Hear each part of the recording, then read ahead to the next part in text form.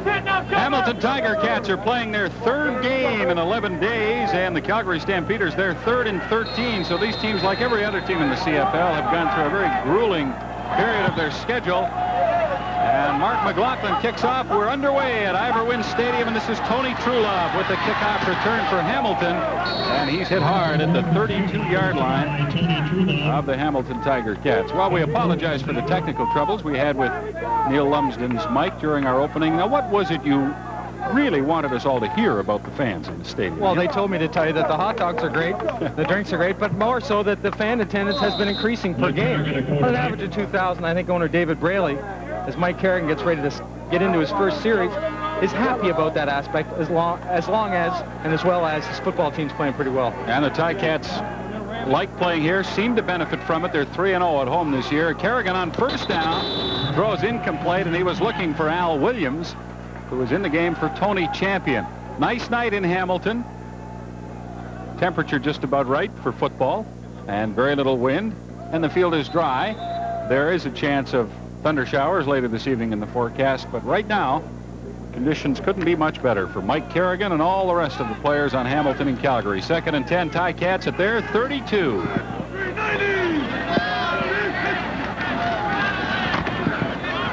Kerrigan sprints out of the pocket and will take off with the ball. Don't see him do that very often at all. He gets up to the 40-yard line. Landry over to make the stop. Kerrigan comes up 2 yards away from a first down. Well, that opened up on the one side. You saw Kerrigan release, but he continues to look downfield as he should, then takes off and goes for the first down, and that's tough to do for any quarterback against 3 linebackers like Quinn, Landry, and Ford, because they go to the ball so quickly after they get the chance to. Kerrigan only credited with 6 rushing attempts all season. Give you an illustration of how rarely he runs with the ball. As Balliston punting, and a low short kick that gets a pretty good Hamilton bounce. And not a bad return by the Stampeders with a flag down. That was Sean Faulkner, the designated import for Calgary. There is a penalty flag on the play. Hello? Good job, Greg Raynard. All the way back, baby. Hey, who got called on the flag? Come on, man, let's go. Hit him in front, baby. What was the call on? Who was it? Dave Ewell is the referee tonight. Good job, Dave. Calgary number 30. First down. Illegal block called against the Stampeders. Jim Yock, rookie defensive back, who is very prominent on their special teams. And there's Tom Porras. Interesting feelings, I'm sure, going through his mind tonight, starting against a team that cut him adrift during the winter, Neil. Oh, if anyone knows the defense well, it should be Tom Porras. And the key, according to Caharich, is he has to stay cool and not try to do it all himself. He will pass on first down to Brock Smith, complete at the 45. He's away from Shields to center field and to the Hamilton 52-yard line. Great start for Tom Porras. And the Tiger Cats have been plagued by this type of thing for the last 3 or 4 games, and that's big plays. Opening with the play action, the linebackers will sit tight. All you want is a defender, be it a defensive back or a linebacker, to stop for that 1 second. That's what happened there, and as you said, the big plays have plagued them all year, and that has turned into a lot of yardage. 29 yards for Brock Smith, who added 12 or 13 with the run after the reception. Lorenzo Graham carries on first down, and Gerald Corbin got in there to drop him before he was able to gain anything. Tom Porras at quarterback, replacing Danny Barrett, Lorenzo Graham, and Tim Petros, the running backs. Willison Smith outside, and Andre Alexander inside. Had a big game against Winnipeg in his debut last week. The offensive line, Fairbanks, has done a great job at left tackle since they picked him up a month ago. 2nd down and 9. Stampeders there at the Hamilton 51. Porras throws deep for Alexander, tipped away by Scott Flegel.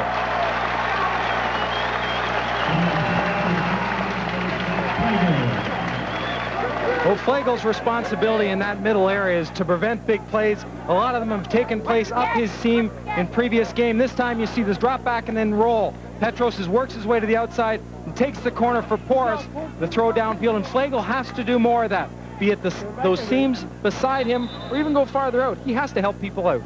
Brent Manich's average is 2nd best in the CFL, behind only Bob Cameron of Winnipeg, as he gets set to punt on a 3rd and 9. The Stampeders at the Hamilton 51-yard line, and it's a good kick by Matich.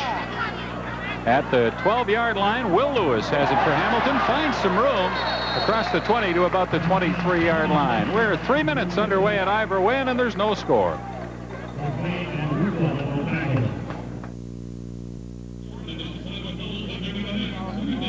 Bob Irving and Neil Lumsden at Ivor Wynn Stadium in Hamilton. Al Bruno, the head coach of the Ticats, will watch his team take the ball on offense for the second time in the game. Each team has had it once, run 2 plays, and punted.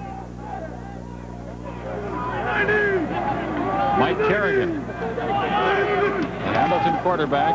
He hands off to Tony Truelove, who's replacing Derek McAdoo.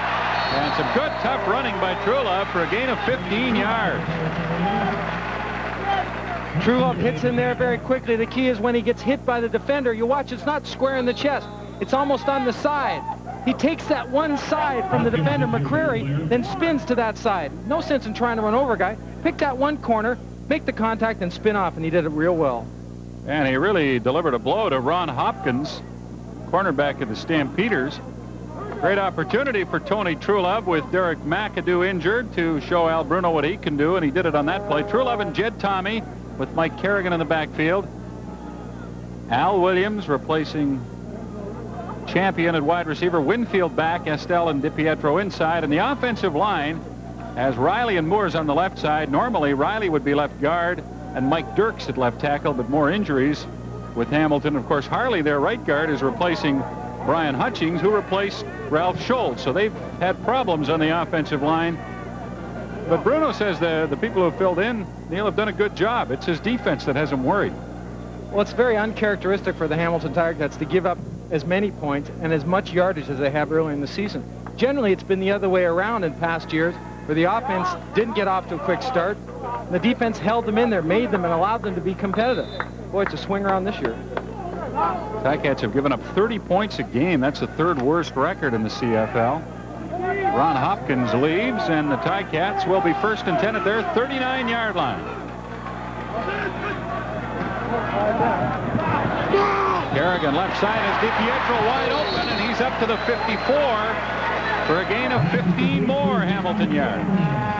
When Hamilton's is given the opportunity to work their inside receivers, Estelle and DiPietro, they seem to have some success early. Nothing fancy, 4-man rush only, so you have 5 on 4. The protection is good, and you see DiPietro come break that out and then just settle down with a defender on the outside and one behind him. Well, it'll be wiped out by a penalty, a procedure penalty against the Tiger Cats. So Rocky DiPietro's 616th career catch is not his 616th. He's still stuck at 650. Well, who's counting, though? Well, Rocky might be. Tommy Joe Coffey, the all-time leader, at 650. DiPietro has a shot at him. From their 34, 1st and 15, and it's a screen to Truelove. And he's across the 40 up to the 42 or 43-yard line. Vernell Quinn, and you can maybe hear the pop, stop Tony Truelove, who gained 7, maybe 8 yards.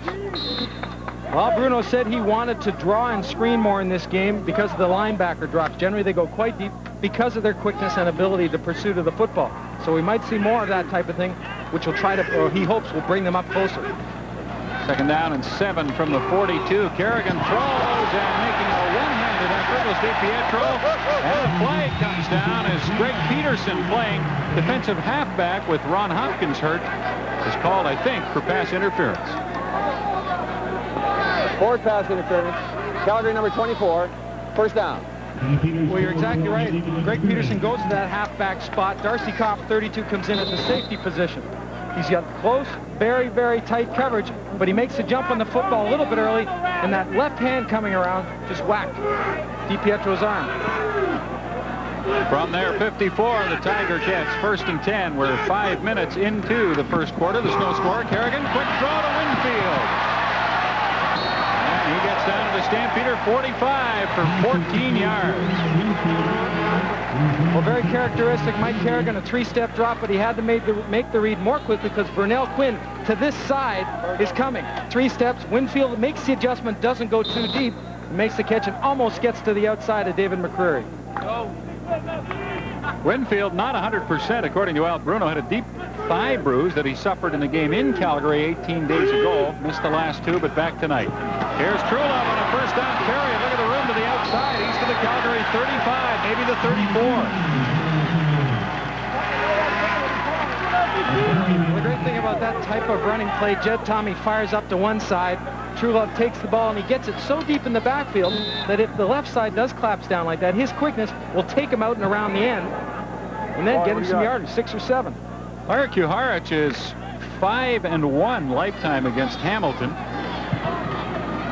Hopkins, we're told, took a shot to the head, and we expect to see him back in the game as the Ticats drive their 1st and 10 at the 34 of Calgary. And the pass for Winfield was high. Good coverage that time by McCrary, who has moved to the corner with Hopkins out. Speaking with Al Bruno before and saying that Calgary usually just brings their front four. That last time with Peterson at the halfback spot, McCrary at the corner, Peterson blitzed from the short side of the field. So they are changing some things up, showing Hamilton a little bit more aggressiveness. 2nd and 10, Ticats from the Calgary 34. Kerrigan with time had Jed Tommy open over the middle, but Tommy couldn't squeeze the ball. Don't see Jed Tommy downfield very often. On a pass, he was open, but he and Kerrigan couldn't hook up. So that'll bring on Paul Osbaldiston, who is 8 for 8 inside the 30, but only 9 out of 19 outside the 30 this year. This is a 41-yard try. So this is not Osbaldiston's best range. Has the distance on this kick and the accuracy. And Hamilton goes in front. Foster's Lager and the Canadian Football Network bringing you the best of the CFL.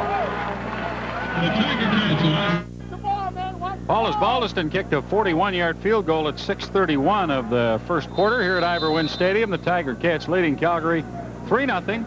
And the Stampeders have asked Osbaldiston to kick off, which he has done effectively for Hamilton as Graham can't handle a bouncing kick. Lorenzo Graham will be down inside the 10.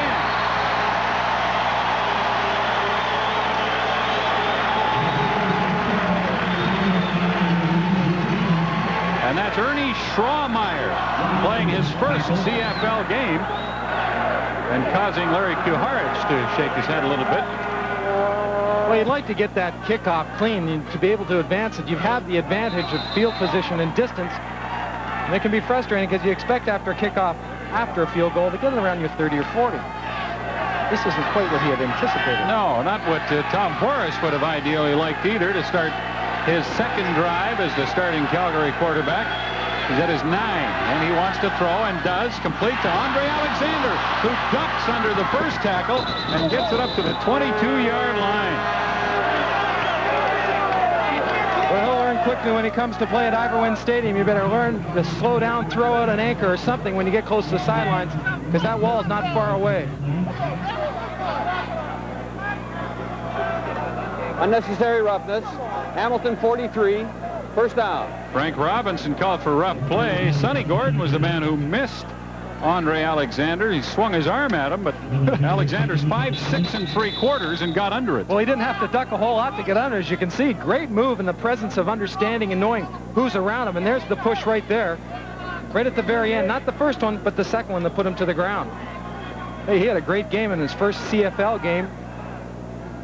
6 catches for 94 yards against Winnipeg. And Larry Kuharich feels that he's a big play type of receiver. Has that potential. We might see him return some kicks tonight.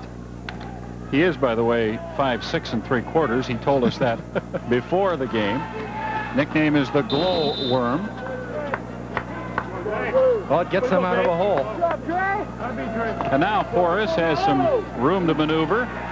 Kuharich can relax just a little bit. The penalty puts the ball up at the 37.5 of Calgary. Forrest over the middle and completes it up to the 54. No, they rule it's incomplete. The ball was right there, and Jay Christensen looked like he had it, but he couldn't quite squeeze it. Well, without Mike Walker, Rod Skillman comes back to play on the defensive line for the Ticats, and he plays inside in Walker's spot. Corbin starts ahead of Darrell Patterson at linebacker. Patterson is the DI, and the secondary with Will Lewis replacing injured Jim Rockford still on that corner. Gordon and Jordan, the rookies, have been there all year, as has Lance Shields and Scott Plaga. 2nd and 10. Stampeders at their 37.5. And here's Lorenzo Graham on a play that had a Statue of Liberty look to it, but got nowhere. Well, since the original Statue of Liberty, that play has taken a number of different types of looks. It's changed over the years. I think you describe it well by saying, and that's exactly what it is. But it goes nowhere with Pete Giftopoulos on the backside. Number 90 just staying home and not having any part of the fakes. And 21-year-old Brent Matic will punt for the second time in the game. No wind factor at all. Not right now anyway. 7 minutes to go. We're in the first quarter at Iverwin. And the Ticats lead 3-0. And it's a fake, and Sean Faulkner has nothing but room. He leaps a tackler and gets down to the 47-yard line of the Ticats. Stampeders with a little razzle-dazzle. They keep the football, and they're now in Hamilton territory.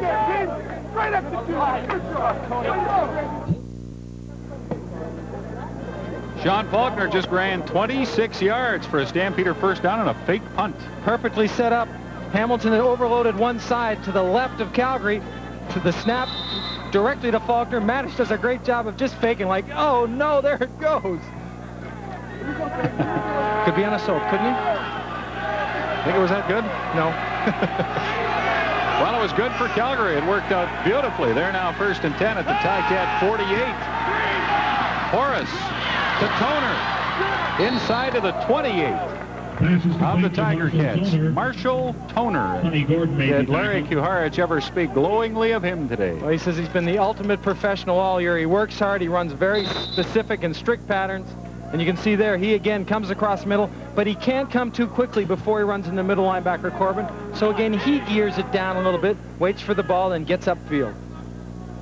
This drive started at the Hamilton 8-yard line. They're now at the Ticat 28 with a 1st and 10.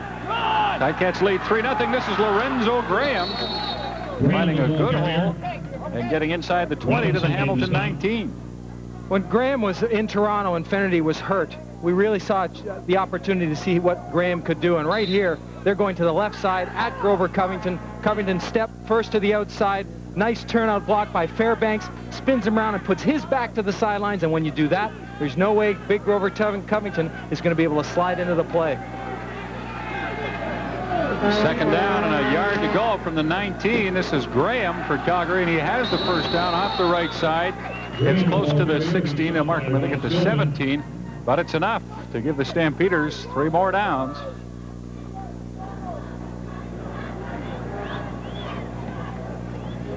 Al Bruno had a lot to say today about the CFL schedule and the toll it takes on the players, having to play 3 games in 11 days as his team has had to. And he's not the only coach in the league who feels that way. First down, Porras in the pocket with time, looks into the end zone, and it's no good. Intended for Brock Smith. Coverage by Flagel, and Will Lewis was also there. Well, Porras has done exactly what Larry Kuharich said he was going to try to do. Take the things that the defense is giving him, not try to overload himself early by going for the big plays. Use their running game, which has been very effective this year and allows him to have success on play action, as it did on the first play of the game. Porras, second down and 10 at the Ticats 17. 4.5 minutes left. First quarter, Hamilton leading 3-0. Flag is down as Porras throws, and it's knocked away. Intended for Toner. Nice work by Stephen Jordan. Got a hand in there. Bat the ball away.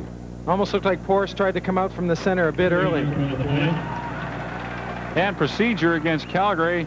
Ticats will decline that, and Stampeders will take a shot at a field goal unless they fake again. Procedure. Calgary number 62 is declined. 3rd down. First gambling and taking chances. Nothing new to Larry Kuharich. He has done that since the day he became the Stampeder head coach. Now Bruno looking rather serene. Hasn't seen anything yet that has upset him terribly, but it's early. Mark McLaughlin will try from 24 yards, and he hammers the ball through the uprights. And we have a 3-all tie with 4 minutes and 4 seconds left. We're in the first quarter at Iverwin Stadium in Hamilton.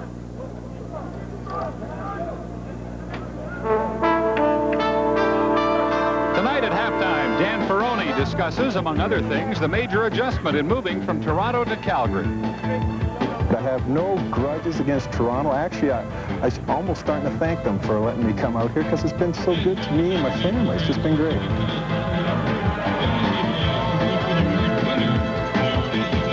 Ferroni's 9th year in the CFL. Thought he'd play his entire career in Toronto, but the Stampeders took him in the equalization draft. And he said the way he was treated royally coming out before he had signed. He had the royal treatment by a limousine through Banff. He was taken to a Flames game, stayed in the Flames box, had a luncheon in his honor in the Italian Community Center. So I think that would be enough to sway me. Yeah, they put out that they did it right, didn't they? Proverbial red carpet for Dan Ferroni, just to remove any doubt in his mind that Calgary might be a good place to come and play football. McLaughlin kicks off after his field goal, and Tony Truelove will bring it back for Hamilton, and he gets it out to the 35-yard line. Fumbles.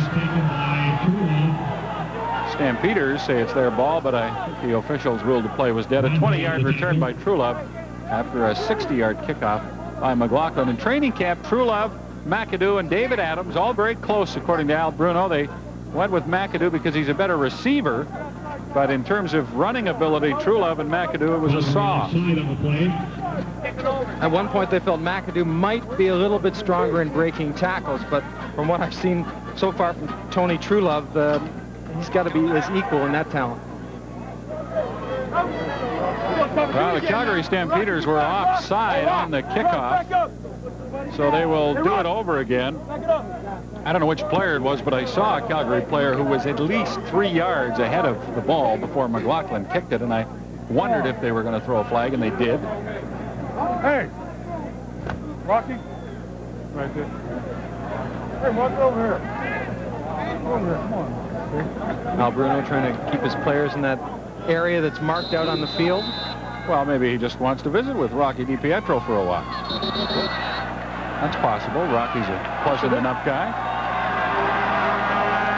We talk about being offside in the kickoff. Every one of these players, other than the kicker, all 11 of them, try to be at full speed or darn close to it when they hit that line. And I've seen them be very close many times, but they don't usually call it. Well, if it's very close, they won't, but that one was flagrant. Truelove will get it again. This time he'll start from his 16-yard line. And a great effort to stop him by Tony Spallettini. Boy, that's special teams play at its best by a young man trying to make an impression. Well, they had a problem earlier in the year as Truelove just gathers himself, gets those gloves off, tucks them away or throws them to the sideline. Spallettini had an arch problem earlier on in the season. Played some games for Edmonton last year. Was one of those running backs. They have a stable of great ones there. That one will show up in the films and no doubt caught Harrich's eye. This is Truelove running on first down. He got a yard up to the 34-yard line.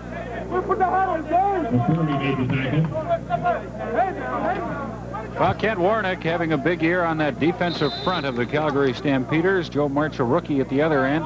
Landry, Quinn, and Ford, three of the better linebackers in the CFL. And the secondary. Hopkins was hurt early, but he's back there now on the right corner. 2nd and 9. Ticats at their 34. Kerrigan throws complete to Winfield at the 40, maybe the 41, but he needed the 43 for the first down. Landry made the stop. Well, they couldn't wait much more than that. Winfield comes off. Again, Kerrigan having to get the ball off probably a little sooner than he wanted to. This time, defense is in man coverage. Calgary brings McCrary, number 3. Remember we saw Peterson come from that halfback spot earlier? But with the change now with Peterson back at safety, it was McCrary's turn. Hopkins made the initial stop on Winfield with Landry following up as Paul Baldiston gets set to punt.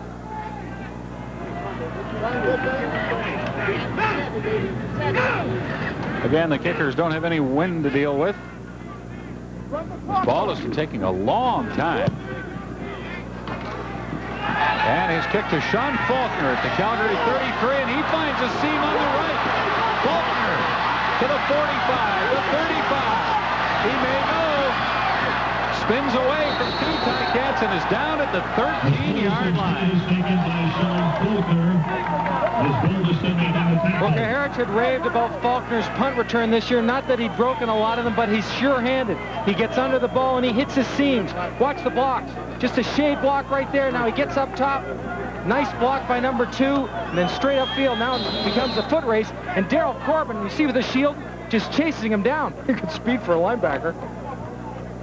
That was a 64-yard return by Faulkner, who had returned 22 punts for 180 yards total coming into this game, an 8-yard average, nothing special.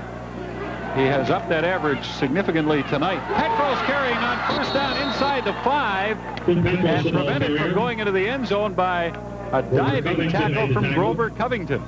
We're seeing different types of movement of an offensive set from the Stampeders.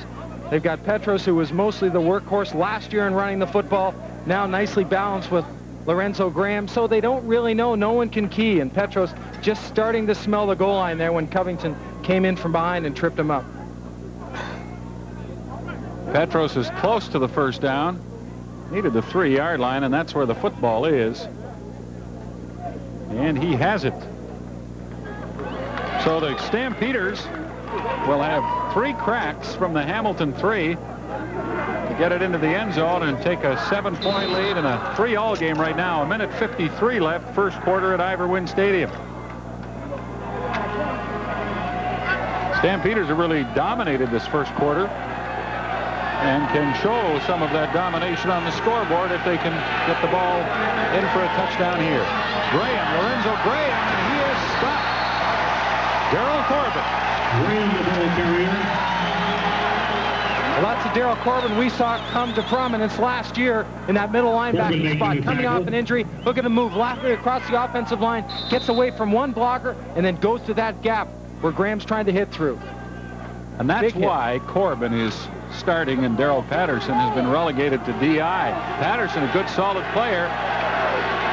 Not quite with the flair of Corbin. Second and goal. Porras will have to throw. He flips it out, and it's a touchdown to Graham. Well, that wasn't far away from being a forward lateral. But there are no flags, and Graham's in the end zone, and the Stampeders have capitalized fully on that 64-yard punt return by Sean Faulkner. Well, I can't believe that this was a planned option. By the way, Porras came back and then came around. Maybe it was. If it was executed well. And Graham stayed exactly parallel, actually just a step behind Porras. I think Pete Giftopoulos, number 9, he thought if he could pick that one off, it would be just nothing but green. He wasn't far away. The convert added by McLaughlin. So with 59 seconds remaining in the opening quarter, Calgary has grabbed a 10-3 lead on the Hamilton Tiger Cats. Looks to me like a straight, but then he comes out to that side. That defensive end comes to the inside and gives him the corner. Great play if it's called. Very innovative. If not, it was a great adjustment by Porras. Good ad-lib by Porras and Graham, if it wasn't a called play. Well, the Stampeders, Neil, have been impressive in this first quarter. They have been impressive the last 5 weeks, winning 4 of their last 5 games, but they look like a team with a lot of life, a lot of enthusiasm, and plenty of confidence.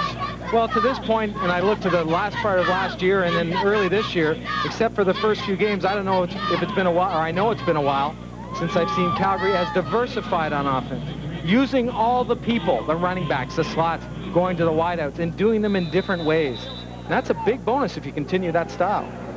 Mark McLaughlin kicks off, and it bounces to Will Lewis. And Lewis, bringing it up the middle and not finding a lot of room, is down at the 32 of Hamilton. You know, we talk about different statistics all the time, offense and defense, and special teams make such a difference, and that's one area of Calgary's game that Larry Kuharich says has been solid as a rock all year. Their special teams play, and again, we've seen great evidence of that tonight on Faulkner returning. A couple of kicks. Vernell Quinn injured on the play. And good coverage by Calgary on their kicks.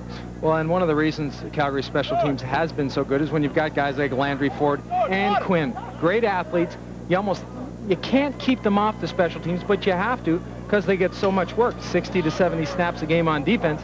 You have to give them a break. The other side of the coin is when they are on special teams, get a little tired, they get the opportunity of the chance to get hurt increases, and that's what you don't want.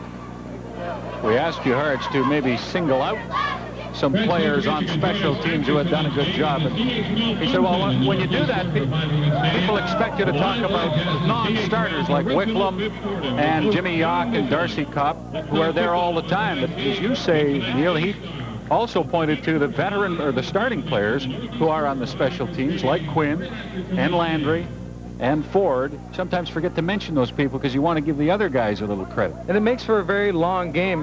We referred earlier when our meeting with Kuharich to Marshall Toner. Not only does he start on offense for about 60 plays, he's going to play or be on special teams for another 15 or 20, if not more. That's a long day. Tiger Cat offense has not done a lot. They haven't had the football that much in this first quarter. Kerrigan looking for Williams. Thought it was overthrown. Al Williams replacing Tony Champion having a huge year. He caught 35 passes for over 600 yards and 7 touchdowns.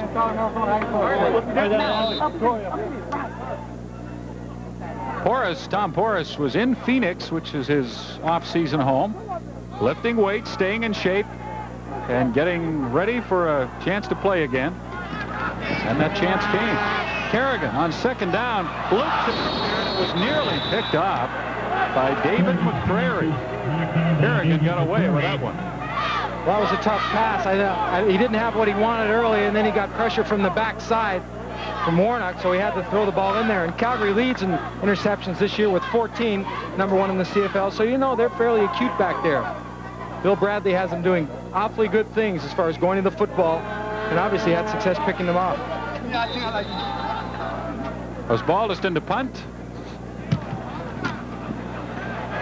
And this one will bounce again. Faulkner has been playing those kicks rather deep, and he kicks the ball with his leg. It goes loose. And let's see who has it. Well, there's a pretty good brawl right now for it. Until the referee takes it away from you, you fight like crazy to get it. A lot of referees wearing players' jerseys down there, but finally the man in charge, Dave Ewell, says it's Calgary football. Well, when the ball bounces, you have to be very careful, number 1, that the punter isn't flying down. As soon as you said kick, that's in fact what Faulkner did. And now it's chaotic in there. You saw Mark Moores dive in there, people flying in with their head. You just never know who's going to come up with it. But obviously, we don't know who, but Calgary did have possession. Like Tim Petros, who got the football and saved the Stampeders. Faulkner got a little careless, maybe looking upfield to see how much room he had while also trying to bend over and pick up the football. David McCrary, defensive back for the Stamps, injured.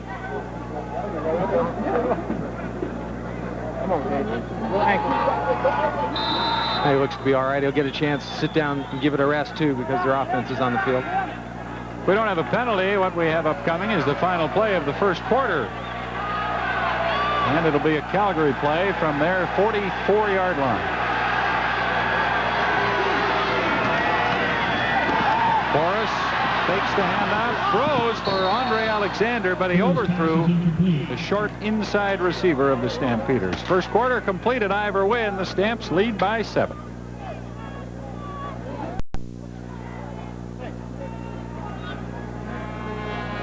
Calgary Stampeders, as the second quarter begins, ahead by 7 points. Larry Kuharich in his 3rd year as Stampeder coach, and Al Bruno in his 6th full year in charge of the Tiger Cats. Kuharich took over midway through the 87 season. Actually, early, and the Stamps went 8-2 in their last 10 games under him.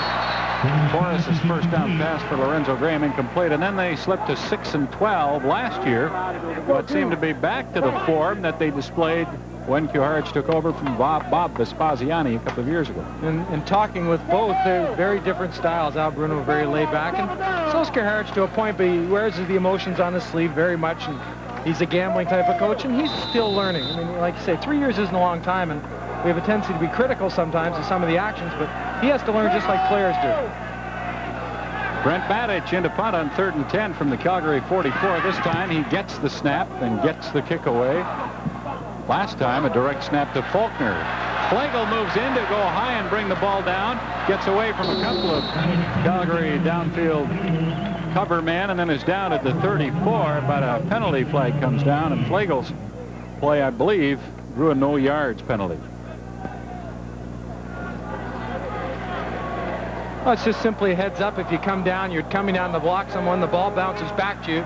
You know, and you can feel people around you. No yards. You just get out of the ball. 37. First His down. responsibility is to jam a man, get in front of him. Don't let him go by you. Now, he's setting him up for a block, but now recognizes where the ball is.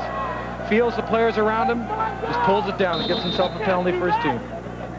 Heads up all the way. A net 17-yard kick by the Stampeders with the penalty, the no yards penalty. Tiger Cats have the ball at their 48-yard line. 1st and 10, and down by 7 points. Kerrigan throws for Winfield through his hands at the Calgary 50. Howard Fields, an ex-Ticat, feels he perhaps should have had the ball. And Winfield likely feels the same way, that he should have had it. Winfield, I mean. Is that clear, Neil? Perfectly to me. Fields let go by the Ticats before the start of this season. Stampeders were happy to take him.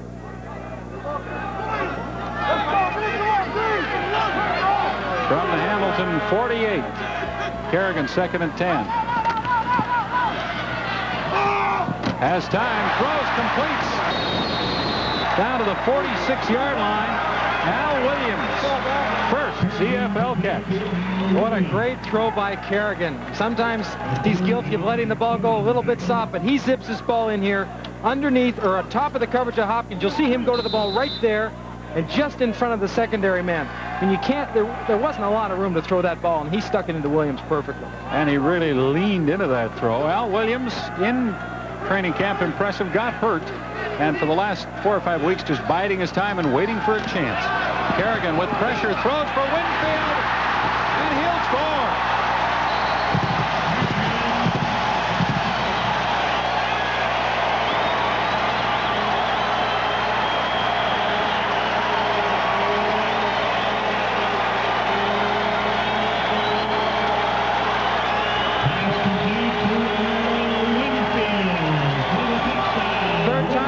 We've seen Calgary bring pressure from the backside. McCrary to the right, the halfback.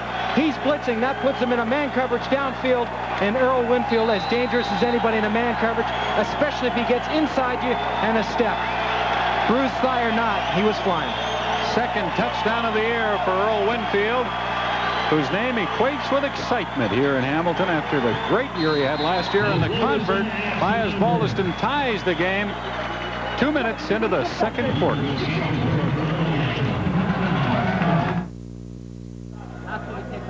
Well, you start to wonder if we're in for another Iverwin Stadium slugfest.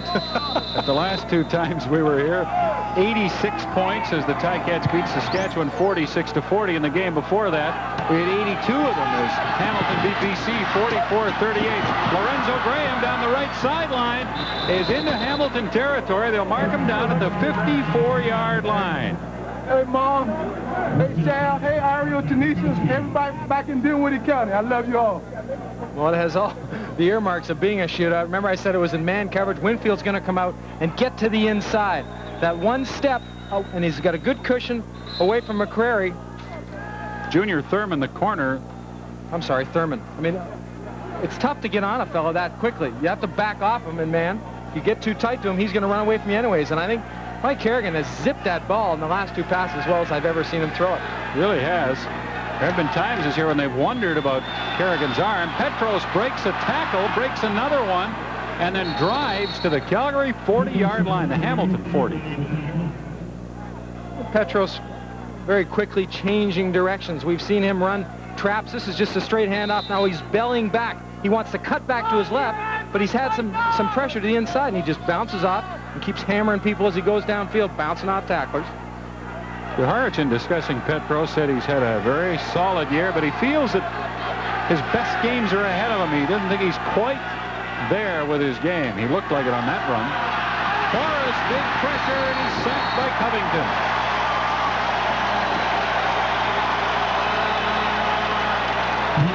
And then a very late penalty flag comes down. One team will be called for rough play, it appears.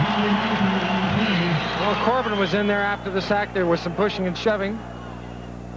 Getting a little nasty. A few punches thrown in there. Things are tight quarters.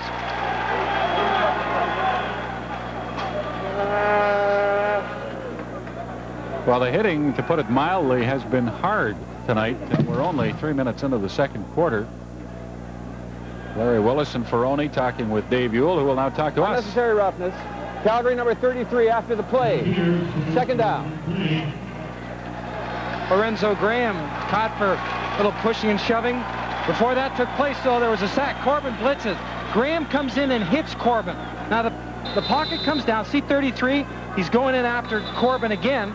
Corbin just retaliates. But the sack man is Grover Covington. He got there first and took him down. His 5th of the year, the 138th sack of Covington's career. He's the all-time CFL leader.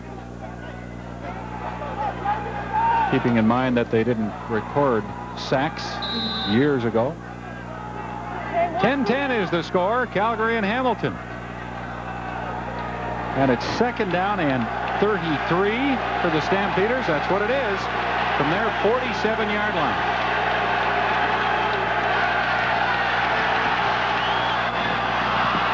For Brock Smith, and he can't hang on. Flegel jarring the ball loose. Well, that's what you need from your safety. Sitting back there and then coming up and trying to tattoo someone on the chest. The ball's a little bit high, and Smith goes up for it, and right here, he could have been seeing stars if Flegel had been a bit earlier. He was perfect timing, though, to knock the ball away. Flegel didn't actually jar the ball loose. It was loose to begin with, but Smith may have regained control of it had Flegel not hit him. So Matic on 3rd and 33 will punt from his 31-yard line. A low spiraling kick that really carried. Winfield has it, and he gets out to the 28, maybe the 29 of the Tiger Cats. 11:02 left. We're in the second quarter at Iverwin Stadium. Scott Flegel at the Hamilton bench, playing against a team that traded him here to Hamilton last year for Kenny Ford, and regaling his teammates with some of his exploits on the field, no doubt. Ticats at their 29. Draw play to Truelove. First tackler just kind of bounced off him, and then he got up to the 30 for a gain of maybe a yard. Mitchell Price was the first to get in there and really disrupt the play. March had the opportunity to see that and come down inside him. Let's go, Junior, let's go. So it'll be second down and 9. Ticats, they're 29.5. 10-10 the score. 10.5 minutes remaining in the first half. Kerrigan, quick pass, complete to Estelle at the 41. Hamilton first down. It's almost fun to watch Mike Kerrigan get into this role of 3 steps and throw, 3 steps and throw, and that'll force the defense to snug up on his receivers and play them tight. You can't give Estelle or Rocky DiPietro that much room off the line of scrimmage, or Kerrigan will simply get to the line of scrimmage, see what the defense is giving him, change the play, and away you go. He threw 5 touchdown passes in Hamilton's last home game against Saskatchewan. So did the Riders' Tom Burgess. Truelove on first down. Look at the room on the left side. He's into Calgary territory.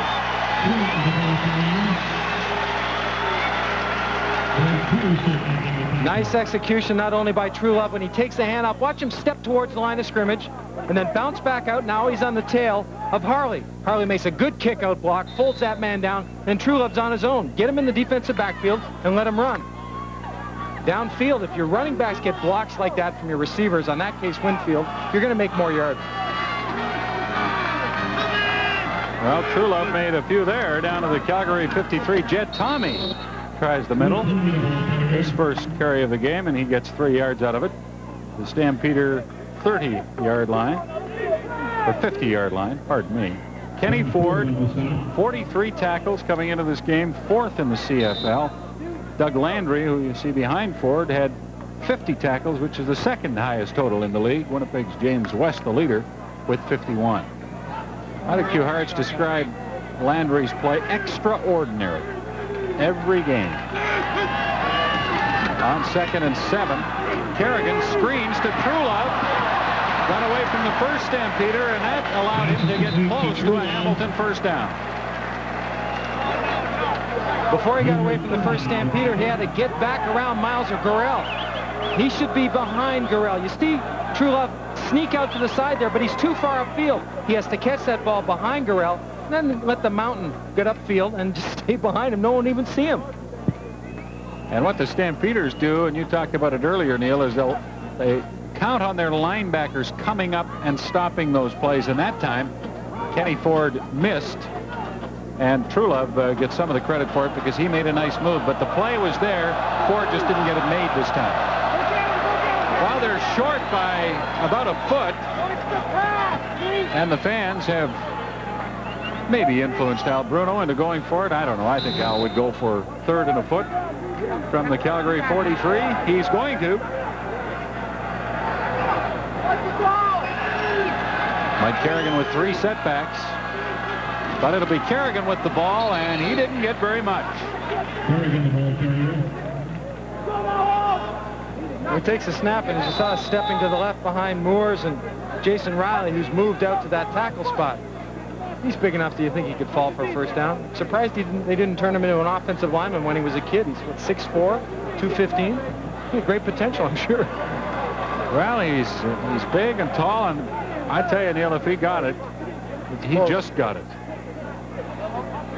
He didn't exactly fire out of that backfield ahead with the ball. And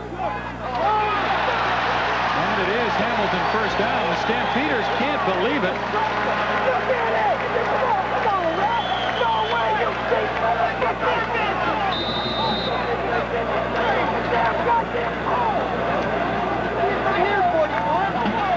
Stampeder players on the field irate at the ruling by Dave Ewell, but it's Hamilton first down at the Calgary 43. Hugh Hartz didn't feel that good about it either. Kerrigan throws, completes to Williams, down to the Stampeder 27. That's a Hamilton first down. Well, it was awfully close. You almost had to pull your credit card out to find out whether he had in fact crossed that little imaginary line. That last hit right in there by 74 Price is what stopped Kerrigan from getting that much further. Very close. They got lucky. Trulove on first down, and he finds no room at all. Landry was there, and there's a flag, a penalty flag, back around the 10-yard line, and now another one comes down. Undoubtedly for rough play. Don't know about the first one, but feelings running very high. They have been since early in the game. Some extremely hard hitting, we've said, Neil, and then that call by Dave Ewell. Now, in fairness, Ewell is a little more objective than the players in terms of looking at those measurements. So, yes, I think we have to say that maybe the Stampeders got a little carried away. Ewell clearly saw it, or felt it clearly it was a first down, and signaled such after looking at it for a couple of seconds. Well, we're seeing more pushing and shoving, and that is fueled by, of course, a close call like that. You got emotional players like Ford and Landry who fly around with reckless abandon, and sometimes you got to be cool. Can't let that affect your play.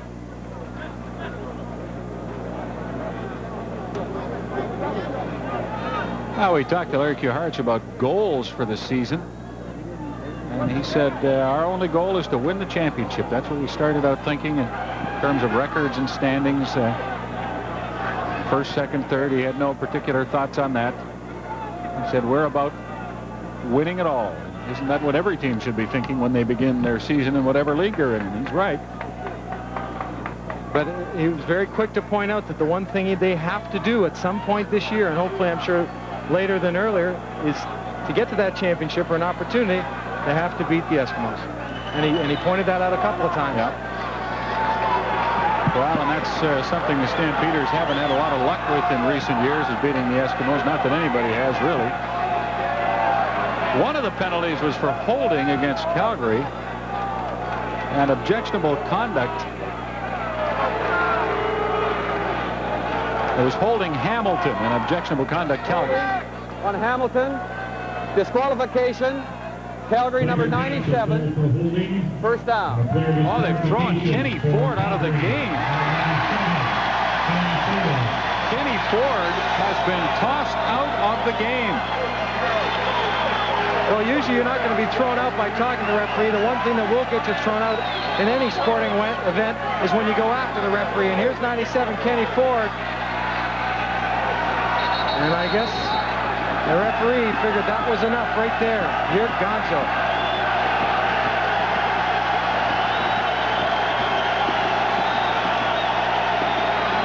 With that disqualification of Ford, that'll obviously shake up the special teams. But number 37, Matt Finley, will come in at that outside linebacker spot. Kenny Ford loses his cool and is out of the game with 7:22 left in the second quarter. That's a blow to Calgary's defense. Matt Finley will come in and replace Ford. Well, whether it's Ford or anybody else, you have to like that call. I think the officials in this league take too much guff from the players. And there has to be respect for those people, whether they make mistakes or not. You can't be going after them in that fashion. You'll have chaos if you allow that. And Ewell put his foot down. Kerrigan to DiPietro, tipped and intercepted by Calgary. Seems like there was an awful lot of congestion right there. You see 45 Quinn come up with the football, but there was traffic in the middle. An awful lot of white jerseys, and you're going to see it right here. Landry drops straight back. He's reading Kerrigan. You see him jump the motion of the quarterback? Well, he does that. There's the traffic. 35's in there, Jed Tommy. Rocky DiPietro mishandled the ball, and Quinn still got it. Now we're now informed that Kenny Ford got thrown out of the game for spitting at an opponent and not for that gesture toward Dave Ewell. First down play. Forrest hands off to Tim Petros, and he has no gain. Well, what I said still stands about the officials needing to gain respect.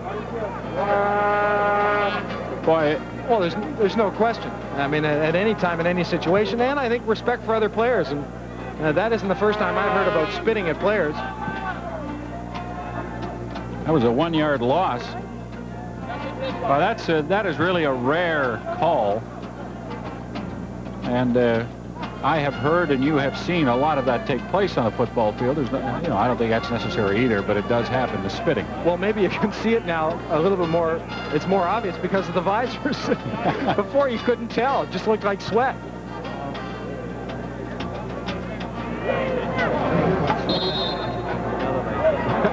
Brings his own drinks to the game. I'd like to see that. He's smiling. He figures a 10-10 tie at this stage is all right for the Ticats. 6 minutes, 10 seconds left in the second quarter. It's 2nd and 11, Calgary at the Stampeder 11. Forrest, Ronnie Glanton has him. Forrest gets the ball off. He's called for grounding. Now, will they rule that a safety touch or down at the 1-yard line?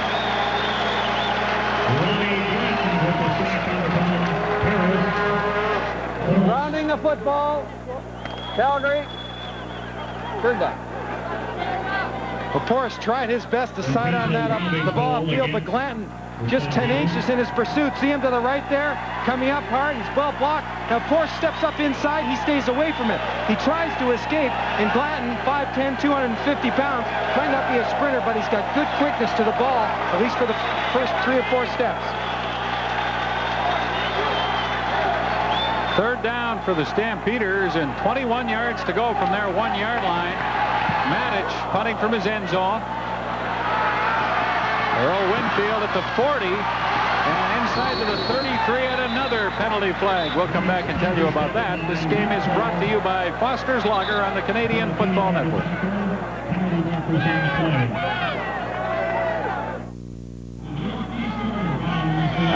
Heated battle at Iverwin Stadium in Hamilton, a 10-10 tie, Calgary and Hamilton.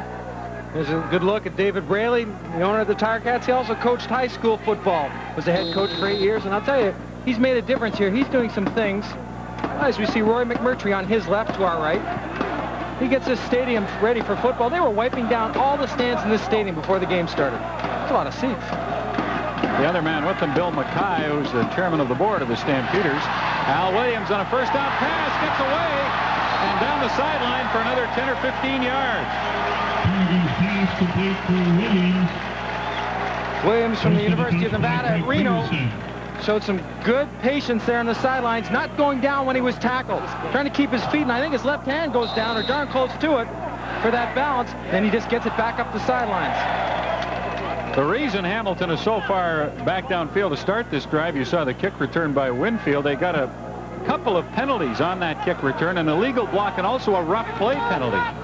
So they were back in their own end instead of being at the Calgary 36, 37-yard line. And the Stampeder defense comes up and stuffs Tony Trulove on this one. Well, you got to string him out. That defense is going to try to take away every hole that the runner wants to go upfield. Every time they bounce him out, there's someone there to fill him. Everyone gets upfield, he tries to get upfield, there's no one there. There's no one there again, and all of a sudden there's Landry. McCreary comes up from the corner spot. He makes the first play, and Landry's there to help out with a bunch of other white shirts. Second down and 15, Ticats. Calgary 42. Kerrigan looking for Al Williams, but it's overthrown. Pass goes incomplete. And Kerrigan and the Ticats. This is another opportunity in Calgary territory. Last time they were in there, they were deeper and had the pass intercepted. And now they'll have to settle for a Paulus Baldiston punt. He will not try a long field goal. He'll punt it. Ball at the Calgary 43-yard line. 4 minutes, 29 seconds left. First half, 10-10. Hamilton and Calgary. Stampeders have had linebacker Ken Ford thrown out of the game, and we've had 12 penalties called.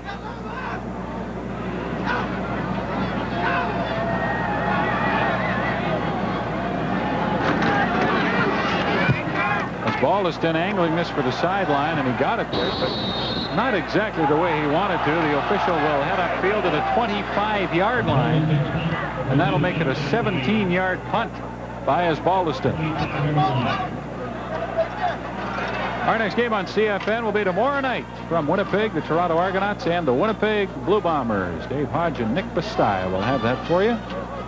Toronto at Winnipeg. Those two teams bothered by injury problems. Tom Porras and the Stampeders start from their 25-yard line. Porras for Marshall Toner, complete up at the 42. Gain of 17 yards. Rookie Stephen Jordan made the stop. Pete Yotopoulos, the linebacker to that side, blitzes, so there's a little bit more room to work. Toner tries to get him to turn to the outside and comes back in. Jordan respecting that outside move. You can't let him go outside and down the sidelines, so he has to lay off. Once again, Toner comes up, nicely geared down there for the football. First and 10 for Porras from his 42-yard line. Looking again for Toner and finding him at the 51-yard line of Hamilton. Scott Flagel made Toner pay for it, but he gained 16 more Stampeder yards. A good secure catch over the middle, but it starts along the offensive line. Corbin comes up to blitz. Everyone picks up a man. There was no confusion at all. Perfect job of blocking so they can execute the pass. This is a Foster's Lager telecast on the Canadian Football Network. That could be Kenny Ford letting off steam in the Calgary dressing room. He's been thrown out of the game. The Stampeders first and 10 at the Hamilton 51-yard line. Porras has time and looks for Andre Alexander, but the pass a little bit low, and even though he's low, Alexander couldn't catch it. Come on, baby, come on. Junior did get a goal on that one that was for Larry Q. Hart's Calgary Stampeders were 2-5 at this stage last year, 4-3 coming into this game tonight. And second and 10 at the Hamilton 51. Porras dumps it off to Petros, and he can't hang on. Sonny Gordon moved up to put some hurt on Petros. The Stampeders tonight have shown us that formation a couple times. 3 receivers to one side. The backside receiver is Marshall Toner on occasion, trying to cause some confusion or get a couple of bump offs downfield to break a man open. For the 5th time in the game, Brent Manich will punt. Another player that Kuharich spoke very highly of in the job he's done as a 21-year-old rookie facing all the pressure that exists in professional football. He's handled it very well. Earl Winfield's return of Manich's punt puts the Stampeders at their 18-yard line. 2:34 to go, first half, 10-10. Here we go.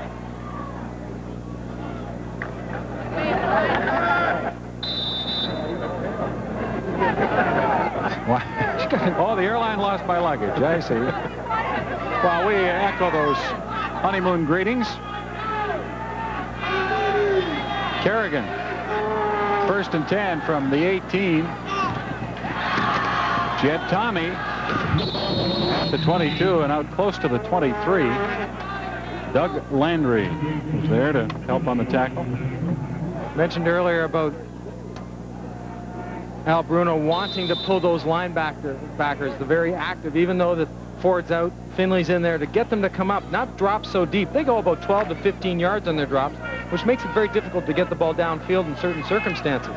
Keep throwing to those backs, draw them up. From the Ticat 23, 2nd and 5.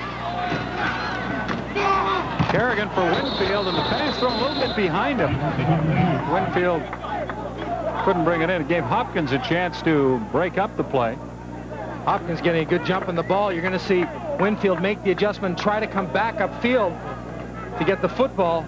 Hopkins is just flying in there. Ken Warnock, who's, when he's not playing in a football game, has got his foot in a cast. That left foot that you saw fly up in the air has a broken bone in it. They only take the cast off for games. So it goes back on tomorrow. And those are things you can't teach people. They'll play with things like that. He's played the last couple of games with a broken bone in his toe. But he says he will play on. It's Baldiston, good punt. Faulkner back at the 40 and stopped right there.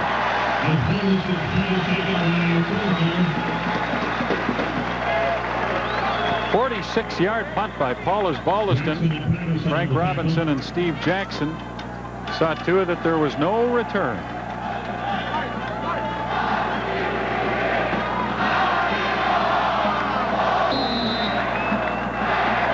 Tom Porras backed up tonight by rookie Terrence Jones at the quarterback position for Calgary.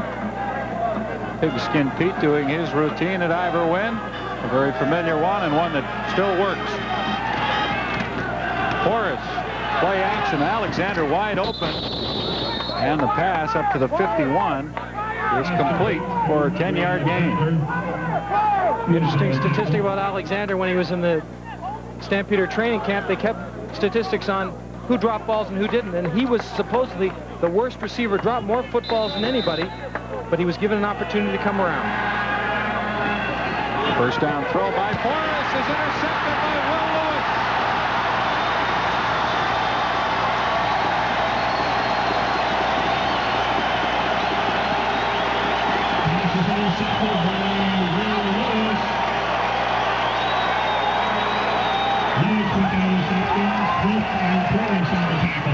Well, that's a long pass. The throw, 4-step drop, and then he just tried to fire it out there. Lewis is playing off the receiver, but even then he could put a jump and get up to Brock Smith and in front for the interception. Well, the Stampeders early in this quarter were at the 12-yard line, or the Ticats at the 12-yard line of Calgary. Now they're at the 27. When they were at the 12, they came up with no points. Pass intercepted. See if Kerrigan can catch this one at all, and he's going to run with it himself down to the 21 for a gain of around 5. Will Lewis was with Winnipeg earlier this year. Released and picked up by Hamilton.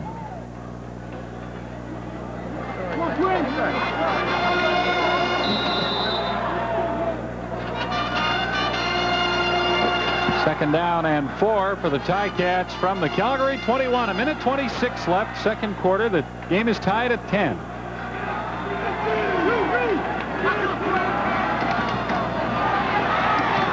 Kerrigan looking for Williams, but a Stampeder draped all over him.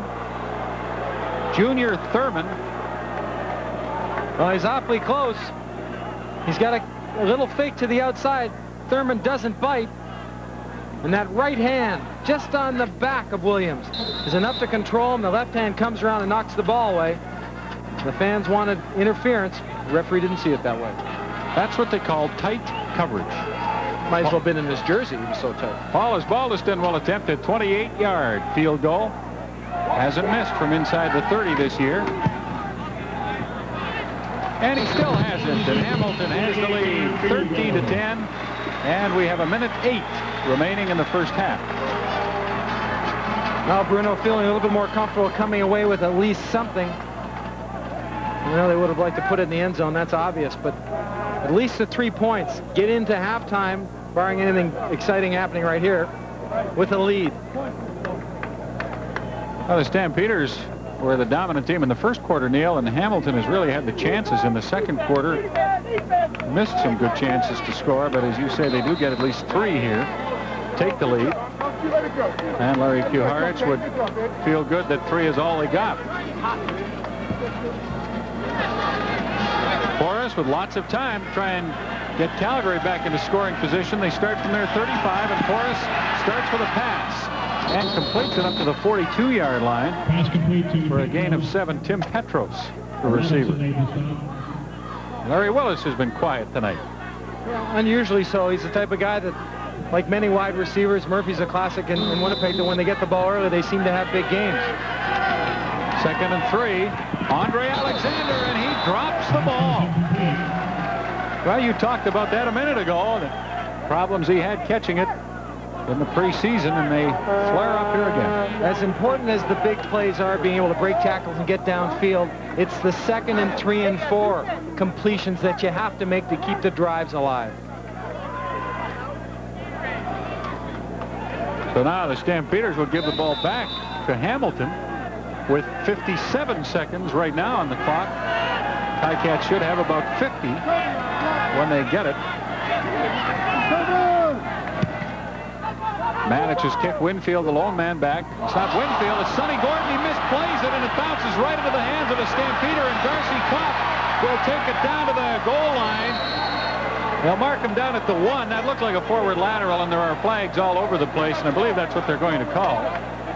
But a reckless effort by Sonny Gordon to catch that punt results in a Hamilton turnover.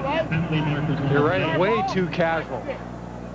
Offside pass on Calgary. First down. Well, it's a heads-up play. Nevertheless, it didn't work. But still, as you say, just it almost seemed like he was far too casual. A good bounce. Spallettini, sir, Neil, had the ball and gave it to Kopp very alertly, but illegally. Nonetheless, Stampeders have the ball at the Hamilton 28-yard line with 42 seconds left in the half.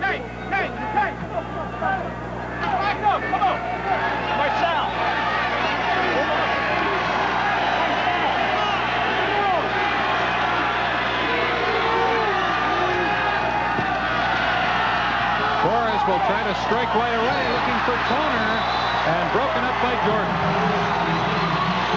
Good defensive play. Jordan in there, the timing, plays in the back. A little bit of roll. Petros is to the outside, giving him protection.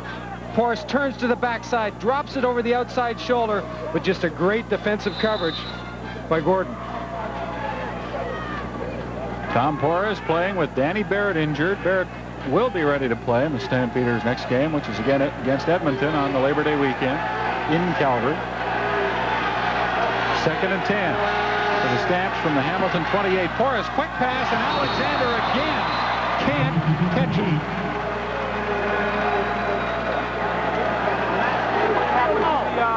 And the glowworm is having a tough night. Beside Coach Kuharich right there was Danny Barrett, trying to help out on the sidelines. We'll keep that ball down a little bit, but catchable. Very catchable. Mark McLaughlin will attempt a 35-yard field goal. Brent Maddox, the punter, is his holder. And McLaughlin is there, and we have a tie game again. It's now 13-all, and we still have 28 seconds to go in the first half. Remember that comfortable feeling I was talking about that Al Bruno might have had taking a lead in? I don't think it's there anymore. There's another look at Danny Barrett in the sweat top, sweat jacket. And they didn't decide until yesterday that Barrett wouldn't play. He did have one practice for the Stampeders this week after hyperextending his knee against Winnipeg. But they decided it was in his best interests and the team's, obviously, that he rested and be 100% for his next outing. Kerrigan being chased by Beliveau, finally gets it away, and it's incomplete, and we now have 20 seconds left in the half. That old double fake screen to the left, I'm going to the right, was well played defensively. There's no screen to the left side, and Kerrigan trying to complete it to the right. Joe March, 78. 21-year-old rookie. Yep. Be alert! Don't wait! Howard! Duharge. They run it. Up there! With the headsets off. 2nd and 10. Ticats from their 35. Kerrigan's pass hit somebody or was batted down at the line of scrimmage. And so with 15 seconds remaining, Hamilton is forced into a punt. And Bruno didn't want to see that because a lot of things can go wrong when you punt the football. Well, you've had Faulkner return a big one on you to this point. As a Stampeder, do you put 11 men up in the line of scrimmage and try to jam the heck out of the Ticats to keep them on the line of scrimmage as long as you can to set up a return, or do you go after it? I think you set up a return. Are you asking me? Yes, I would go after it. I'd return it. Okay. Let's see what Larry Kuharich decides to do. As Baldiston waiting on his 20, checking things out. They're going after the ball. Didn't get it. As Baldiston with a good punch. Sean Faulkner at the Calgary 29-yard line. He's had some good returns tonight, but this won't be one of them. He runs out of bounds at the 23.5 with 3 seconds left on the clock in the first half. And the touch is the 23-yard line. And a good first half it's been.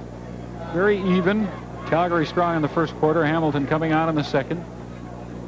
And the Stampeders losing linebacker Kenny Ford midway through the second quarter when he was thrown out of the game for spitting at a Hamilton player. And that was during a period of the game when the emotions were on the sleeves of many of the players. Things a little calmer now as Tom Porras hands off to Lorenzo Graham, and this play, barring a penalty, will end the first half.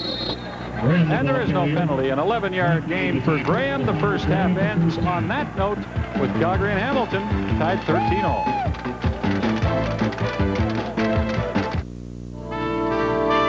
Neither team has been able to take charge of this game at Ivor Wynne Stadium in Hamilton. The Stampeders and Ticats tied at halftime. Paulus Baldiston opened the scoring for Hamilton with a field goal. Mark McLaughlin answered that for the Stampeders at 14:01 of the first quarter. And then we had our first touchdown of the game, and that came at 14:01 by Lorenzo Graham, set up by a Sean Faulkner punt return. Mike Kerrigan then found Earl Winfield for a Ticat touchdown. We were tied again. And then the field goal kickers were back to work as Baldiston for Hamilton and Mark McLaughlin for Calgary. So at halftime at Ivor Wynne, it's Calgary 13 and Hamilton 13. Tomorrow night on the Canadian Football Network, the Toronto Argonauts and Winnipeg Blue Bombers meet for the second time this season. In the first meeting at the Sky Dome, Gil Finnerty scored the Toronto touchdowns and Gilbert Renfro was the quarterback. But tomorrow night, it'll be John Congemi calling the signal. Well, Winnipeg presents a lot of problems up front. They like to move people around, and they can do a lot of different things with the front seven people. So we just have to be very alert and be very sharp and try not to make too many mental mistakes up front. Winnipeg's special teams and defense played very well in the game in Toronto, but the Bomber offense has struggled all year. Quarterback Sean Salisbury, pulled in Calgary last week, says he looks forward to games against Toronto. It's always it's competitive against those guys. It always is. And playing against them, there's a great rivalry building. But as far as a grudge match, I don't know about that. We're not worried about the fact they did beat us, but I don't think we go into the game saying we got to get them back because they beat us. We just want to win and keep moving. Two teams currently fighting for second, but with designs on first in the East, Toronto and Winnipeg tomorrow night. And we're at halftime in Hamilton on the Canadian Football Network.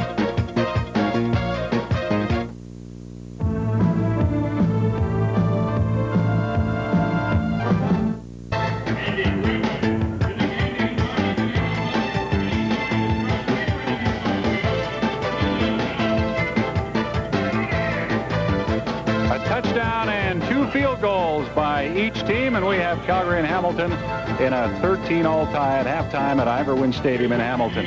Offensive lineman Dan Ferroni extremely disappointed when he was left unprotected by Toronto in the equalization draft, but he is now happy to be a Calgary Stampeder. The first thing that came to my mind was, I'm not going. That was the first thing.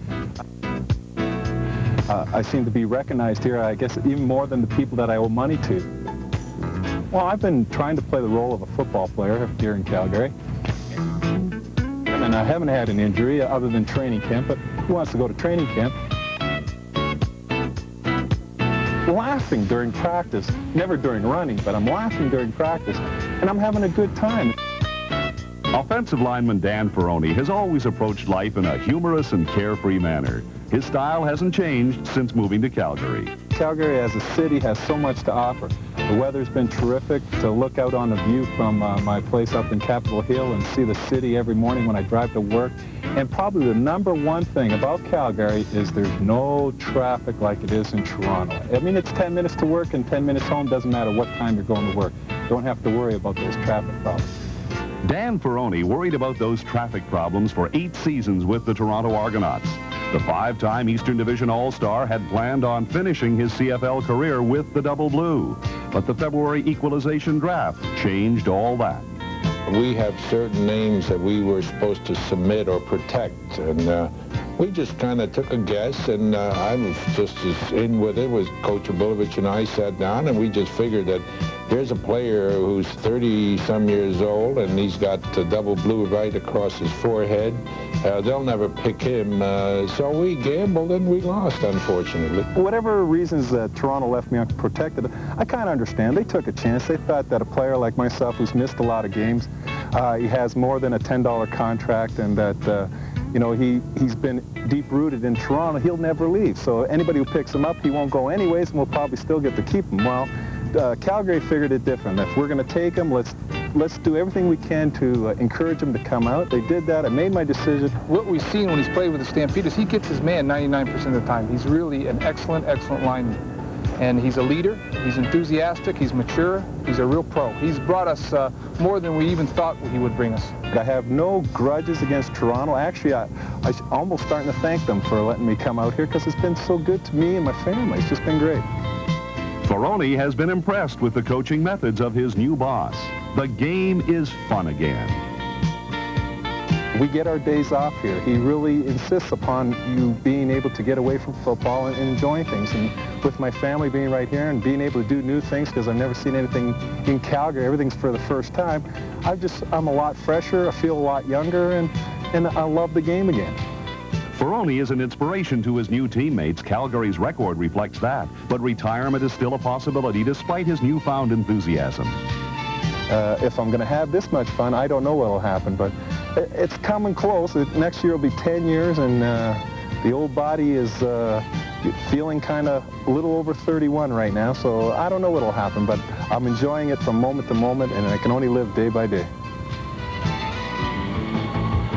Well, he's still going strong despite those 31 years. Dan Ferroni, now a Calgary Stampeder. We're at halftime at Ivor Wynne Stadium. The Stamps and Ticats are tied at 13.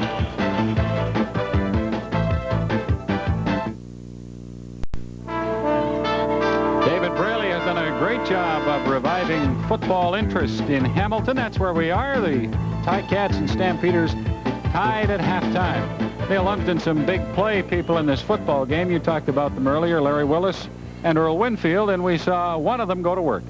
Well, the one thing that can happen when you have an Earl Winfield and you pressure, at least from a defensive side, in man coverage, these big guys can hurt you. And even when the coverage isn't too bad, as you see on Thurman behind him, Winfield has that explosiveness when he catches the ball to go and make that separation away from you and close that distance between the goal line. On the other side, Thurman got beaten that time, but not this time against Al Williams. Good tight coverage, good position, that left arm over to make it almost impossible to catch it, and that right arm in there for security. Statistically, very close. Just like the scoreboard, 12 first downs, Hamilton, 11 Calgary in the net offense. A slight edge to the Ticats, who have turned the ball over twice to 1 for Calgary. Halftime at Ivor Wynne, and it's 13-13.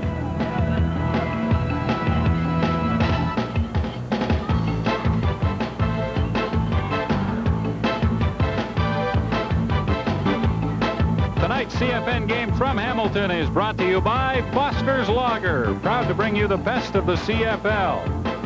And by Priority Post Courier, the official courier of the Canadian Football League.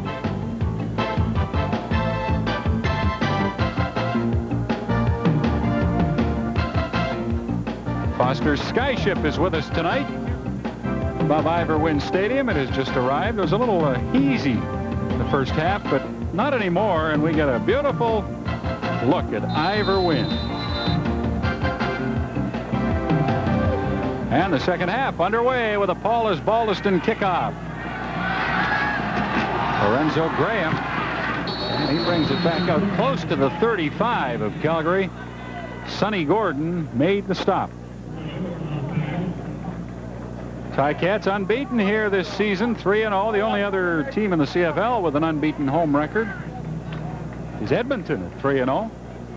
So that's at stake for Hamilton, not to mention their first place position.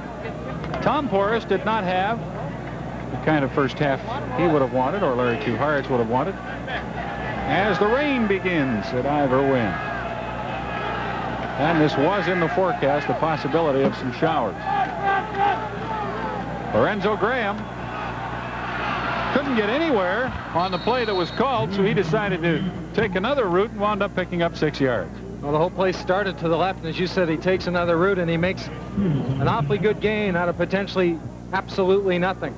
That's one of the qualities that he brings to this Stampeder offense. He hits and rips up in there when the hole's there, and if not, as I said earlier, when he was with Toronto replacing Finnerty, he showed those talents.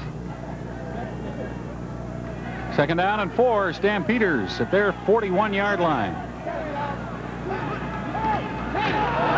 Forrest to Tim Petros, and he gets close to the first down. He was hit at the 44-yard line, but kept driving. And we'll see where they spot the ball. It'll be very, very close. They will measure. And the ball is just about nosing the 45, but it's maybe an inch or two short. So it all depends how the chains stretch out. I'm sure Calgary would like to open the second half as they did the first part of the football game, putting a drive together. You saw Coach Gerhardt say, everyone get back in the huddle so people aren't just wandering around. Get ready, assume it's a first down, and get ready for another play. They're a bit short. See what the gambler does. Middle linebacker, Dale Corbin. Almost 100% according to Al Bruno. Uses that left shoulder to get the blocker off and try to get his head sticking in the play. Well, Al Bruno always speaks highly of Darryl Corbin, and the fact that he is able to start ahead of Darryl Patterson tells you about his talent. Third down and inches. Calgary will go for it. There wasn't much for Porras, but he only needed an inch or two, and I would think he got that. Both quarterback sneaks tonight, the other one by Kerrigan and this by Porras. The offensive line and the defense have just smacked heads and really been a stalemate in both circumstances. Another gorgeous view of Ivor Wynne from the Foster Skyship. Stampeders offensively averaging just 292 yards per game this year. That's the worst total in the CFL, but we've seen their good special teams tonight and their defense. Two of the major reasons why they're 4-3. And Tim Petros, as I talk about how their offense has struggled, finds a huge hole up the middle and gallops for 22 yards. Porras had to stretch to get the ball to Petros, but that just helps set things up. Look at this. Just get him the ball. Petros waits that 1 second. All the motion's going to one side, so you want to place the offensive players, so they try to get themselves in position to shield off, and he just blows upfield for a gain. Nice average for Petros tonight, almost 10 yards a carry. He has it again, but this time there is very little room. He may have gained a yard. Rod Skillman in there replacing Mike Walker, who is out. Clanton on the other side. But there has to be, not a major problem, but a little bit of a communication problem. When you start changing people, you're used to doing stunts and running different situations. They're not as crisp. Walker and Covington, for example, have been working together a long time and have got those down pat. So.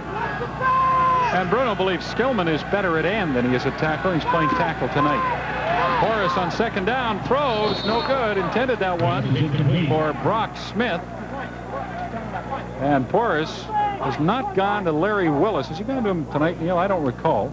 I haven't seen him look at him and even try to get the ball to him. And that would rate as a surprise. Willis with 26 catches, 483 yards, and 4 touchdowns coming into the game. The other thing is he has a streak going, 44 catches, 44 games since he's been a Stampeder. He doesn't want to see that broken either. Never gone through a game without catching at least one pass. Managed to punt on 3rd down. Just got it away. High kick, Winfield, a couple of yards in the end zone. And he'll concede a single point, and the Stampeders take a 1-point lead, 11:29 remaining in the 3rd quarter. Bench strength in the stands and on the field that makes for the Ticats' spirit. Calgary had a 7-point lead at one stage late in the first quarter, 10-3. That's the biggest discrepancy there has been all night.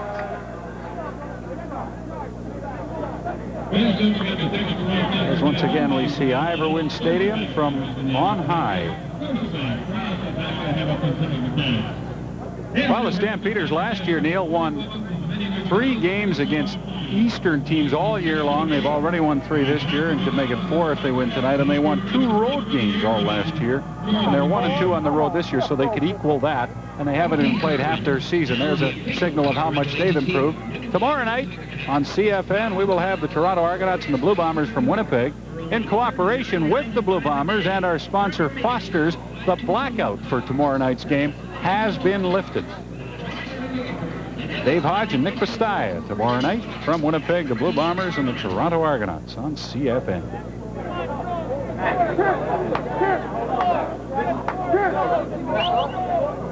Interesting asking Larry Kaharch what he felt was the thing that made them better this year. And it sounds a little bit cliche, but I think it's true. He's got that the guys are playing harder for 60 minutes throughout the football game.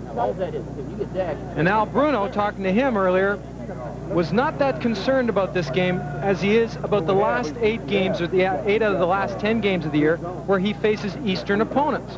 Asking him about certain injuries, could these fellas have played latter part of the season or a playoff game? He said yes, but it's amazing how he focused in on those 8 games, Eastern opponents, 4-point games. It was almost like he didn't consider this game that significant, and I know that wasn't his intent, but McAdoo, champion, he said, could have played had this been a championship game. Kerrigan throws deep. There's nobody there except Greg Peterson of Calgary. And he's happy to have the football. Returns it to the 51-yard line of the Ticats. Al Williams ran him down.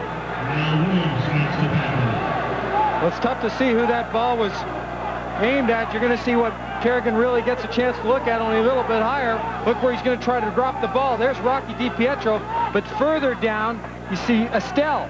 Now he couldn't drop that ball, it got away from him. Greg Peterson from his safety spot is mirroring the quarterback's movement and gets over there, and broken wrist at all, gets himself an interception. That'll be his 3rd this year. Well, you've talked, Neil, about how Kerrigan at times has thrown the ball tonight with more authority than in earlier games. A little bit too much on that one. Way over the head of Richard Estelle. And the Stampeders with a chance to expand on their 1-point lead. And Porras finally goes to Larry Willis. He can't catch up to it. Down around the Hamilton goal line. Porras had also had some discussions with the BC Lions before he joined Calgary. Ticats had to make a decision on their quarterback situation in the winter. They had Kerrigan, Todd Dillon, and young Terry Andrzak, who they signed before the start of last year, and they decided to go with those 3 and let Porras go. Again, talking to Porras earlier, he was very confident that he'd get a call from some team and would continue his football career. And the Stampeders were that team. 2nd and 10 now for Porras from the Hamilton 50. Porras releases to Petros. He's all alone. Nice move at the 40. Gets him down to the 30. Porras complete to Petros. Boy, you talk about deep drops by linebackers, and I focused on Calgary a number of times tonight and how deep they get. This time, watch Corbin. He's going to go to the right. He's not in the play, so that middle is wide open. Petros from the other side just sneaks out because that outside linebacker to his side doesn't come. So he can just sort of wheel out, and they get at the football to him. No sense in trying to force it downfield when somebody's waving his arms in front of you. Tim Lorenz got the Porras, but late. Too late. Porras with that option flip to Lorenzo Graham. He makes a nice move inside and is down to the 21-yard line. Sonny Gordon really popped Graham, but Graham picked up 9 yards. A similar play, not as smoothly run as that one, got Calgary a touchdown earlier in the game. But watch how he cuts back inside Leo Blanchard. Right there. Skillman's moved to the outside. Graham sets that block up by going out and then cutting back inside, and Blanchard just keeps on going and gets the block on Skillman. Lorenzo Graham, 9 carries, 40 yards. Stampeders close in on 100 yards rushing. And here's a little reverse pitch to Andre Alexander. And he gets the first down to the 19-yard line of Hamilton. They only gained 2 yards on the play, but it's enough for a Stampeder first down. A little razzle-dazzle coming to one side. It's like a fake pitch. He comes, Alexander between or underneath Graham, and just, tell you, just makes the first down. Brock Smith downfield to the side of the play. Make like you're going to run a pattern and then try to get in front of somebody. Can't ask for much more. First down from the 19. Porras for Brock Smith. No good. Lance Shields was right there. Well, they're flying around and they're pretty good when the opportunity in the opening is there. Lewis will come up in the play, and it's going to come right at you right here. Stephan Jordan takes the out. See him come across the face? Now the inside is open. That's where Smith's trying to get to. Lewis gets a jump on the ball and is there at impact when the ball gets there. Lewis has an interception tonight. Wasn't that far away from one there. Second down and 10. Stampeders. Porras for Alexander.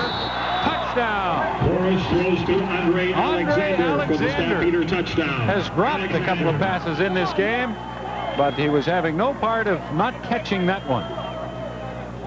Not an easy throw either. Alexander just gets across the goal line, and Porras has to drop this ball over a leaping Frank Robinson, because you can't just zip that ball in there. There's got to be some touch on it. And that's what it had. And Alexander made sure. Like a basket. 19-yard touchdown pass. Tom Porras to Andre Alexander. And with a convert, the Stampeders have an 8-point lead, 21-13. Foster's Lager in the Canadian Football Network, bringing you the best of the CFL. Ladies and gentlemen, our very own new Hamilton. 8 minutes, 31 seconds remaining in the third quarter at Ivor Wynne Stadium. Tom Porras, a 19-yard touchdown pass to Andre Alexander. A McLaughlin convert, and the Stampeders have an 8-point lead. Ernie Braumeyer returning the kickoff.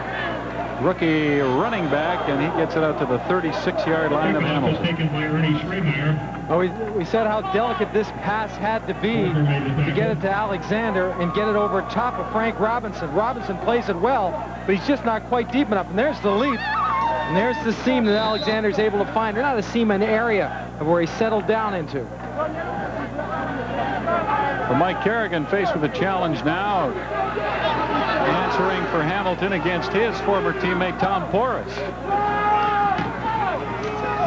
Trulove with a carry on first down, and he gets a couple of yards, maybe 3. Trulove ran very effectively early in the game, but has not had much of a chance to handle the ball since the first quarter.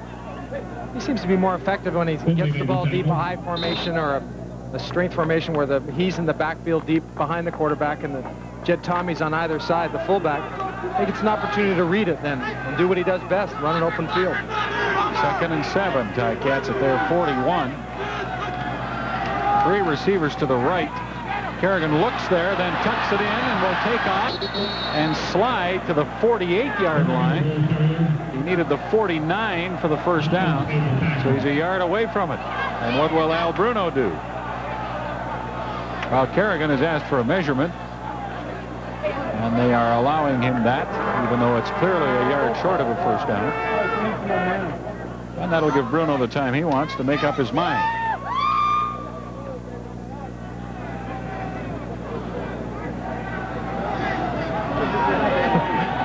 Landry's doing a good job of signaling the coaching staffs behind on both teams how far it is. Kent Warnock. We told you he's playing with a broken foot. Jason Riley, who normally plays at guard, doing a good job getting in there, getting his hands up in Warnock's face, keeping him off in the good separation, so Warnock with his height can't grab behind the shoulder pads and get control of him. Warnock goes 6'7". Paulus Baldiston will punt as Al Bruno will not gamble on 3rd and a yard from the Hamilton 48.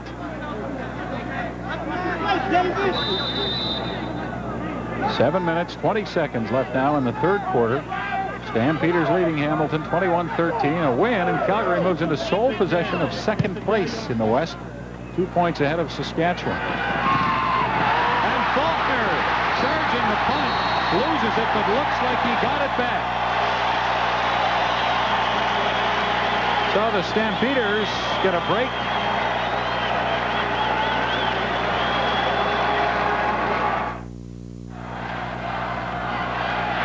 A look from the Foster Sky Ship high above Hamilton and Ivor Wynne Stadium. And then a look at the Foster's Sky Ship. And if you're a Calgary fan, you're not going to be very happy because we misled you. Not intentionally, mind you, but that fumble was recovered by Hamilton. And the Ticats have the ball at the Stampeder 30. Trulove carrying for 4 yards. Sean Faulkner charging that punt, Neil, and he did it in the first half as well. Didn't get away with it this time. Well, it just seems to get away from him or drops down further away from his body than he anticipates. You see right there, Hamilton, in fact, got the ball back immediately. 2nd down and 6, Ticats from the Calgary 26. Kerrigan for Winfield, and he can't hold on at the 12. Hopkins was there, instrumental in making sure that Winfield did not catch that ball. Well, the ball's in there low, so it can't be picked off by someone coming from the front. Winfield, Hopkins trailing. Now watch Hopkins move to the outside, that right hand. Again, he's got that left hand behind to control the receiver, but that slapping motion from the right hand in front is what jars the ball loose or makes it tougher to catch. Made it a difficult catch. I think you're right there. Still catchable. And as Baldiston will try a 33-yard field goal, and he hit it very poorly wide left. And that'll be a point for the Ticats. It's now 21-14 for Calgary. 6:07 left in the 3rd quarter. And as Baldiston will not hit them much worse than he hit that one. Well, sometimes you yank it. You just go through the motions, and either the ball isn't where you might have thought it was going to be, your left foot isn't right, whatever. You almost know as soon as he hits it. You can almost tell by the sound sometimes. Well, he never got that ball going end over end. It was kind of spinning sideways. And you can tell very early watching or kicking when it hasn't been hit well. So the fumble by Faulkner only costs the Stampeders a point. And they have it now at their 35. Lorenzo Graham cuts back inside to the 39. Ronnie Glanton all the way over to make the stop. Impressed by Graham's ability when he's in tight situations to fight away. See Watson, the backside guard, pulling. He's going to smother someone right here. Graham makes the cut to the outside, then straight up field. Don't dance around and mess around with jumping and try to make someone miss. Get up and get your first down. 2nd down. Stampeders, 5 yards to go from their 40. Porras for Marshall Toner, open, but the pass low. And Porras, like as Baldiston a minute ago, not very happy with what he just did. And so the Stampeders of Coach Larry Q. Harich will send out young Brent Matich. Not having a night that equals his season thus far. 6th round draft choice of Ottawa in '88. He was cut, picked up by the Stampeders. Played at the University of Calgary. He was also the place kicker at the U of Calgary. Big rush by Hamilton, but Matich gets it off. Winfield has it, spots some room on the right, and gets it up to the 38-yard line. Tony Spallettini downfield to make the tackle. Well, pressure, two-step kicker. He's going to get the ball off quickly, but he's deliberate, and he has to get out of his stance. Comes in, 74, Jackson. As kickers learn early to go down at the least sign of an opponent being near them, don't they? Or a breeze. Yeah. 39-yard punt by Matic. 8-yard return. Mike Kerrigan, less than 50%, like Tom Porras. We have not seen the offensive brilliance we did the last 2 games here at Ivor Wynn. And Kerrigan dumps it off to Trulov, and he can't hold on to the football. One of the reasons the quarterbacks' completion percentages are below 50 is that their receivers have not held on to catchable passes. Well, we've seen the dropsies when there's no question tonight. Landry put in a situation where he's got to cover the back, and that's usually what happens. See him go work inside out. Trulove does release a little bit late. Landry's looking to the other side. Now he's got to get himself back in the play. Trulove can catch it. He's going to make some yards. 2nd down and 10. Ticats at their 38.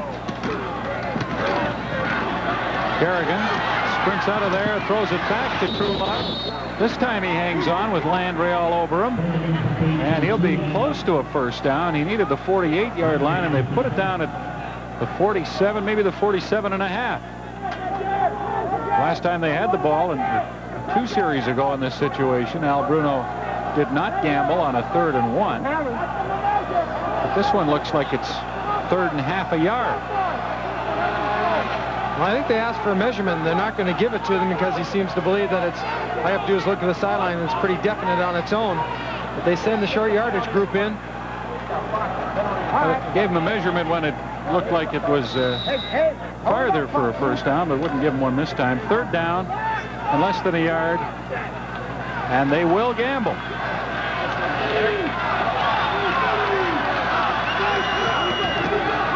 Kerrigan to Trulove, left side. Matt Finley has him, and he may not have it. Joe March was also in there. March coming in low to make the initial contact. And let's see where they put it down, at the 47 and a half, close to the 48. But I don't think he made it, Neil. Well, I don't think he did either. He pops it back out here. The hit by March, and Finley finishes him off, not allow him to go any further ahead. You got to hit that short yardage up in there a lot quicker, I think. Good defensive play by the Stampeders, playing the man. March, the rookie, makes first contact, and Finley finishes it off, and the Stampeders have super field position. Well, I think we see why Bruno wouldn't go on the 3rd and 1. I don't think he has a lot of confidence in his running game, and now we know why. 4th turnover for the Ticats. And the Stampeders get a great chance to expand on their 7-point lead with 3 minutes left in the 3rd quarter. 21-14 Calgary. Now with the ball at the Hamilton 48. Horace gets it away with the pocket collapsing, but he's not able to get enough arm into it to get it to Andre Alexander. Well, Forrest can kill you if he can sit back in there and you give him time to set his body and get all his strength and power when he throws the football. When he's had problems is when he's been harassed, forced out, and really had to just throw with his arm. You got to play Forrest like that. You can't give him time, or any quarterback for that matter, to sit in the pocket and see what's going on downfield. Forrest undoubtedly will go downfield this time on 2nd and 10. Straight back.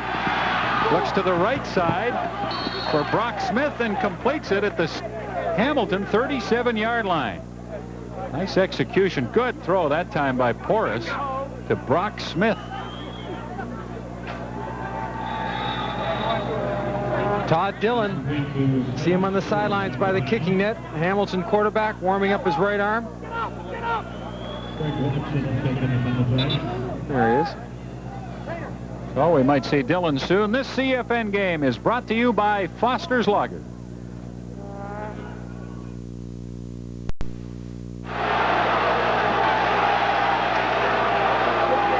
While Sonny Gordon of the Ticats had the football thrown right to him on 1st down by Tom Porras, and Gordon was unable to hang on, missing a great chance for an interception. We talk about an offensive receiver turning defensive back. Look at Larry Willis. He's just hanging on, yanking everything he possibly can to get the arms broken away from the ball.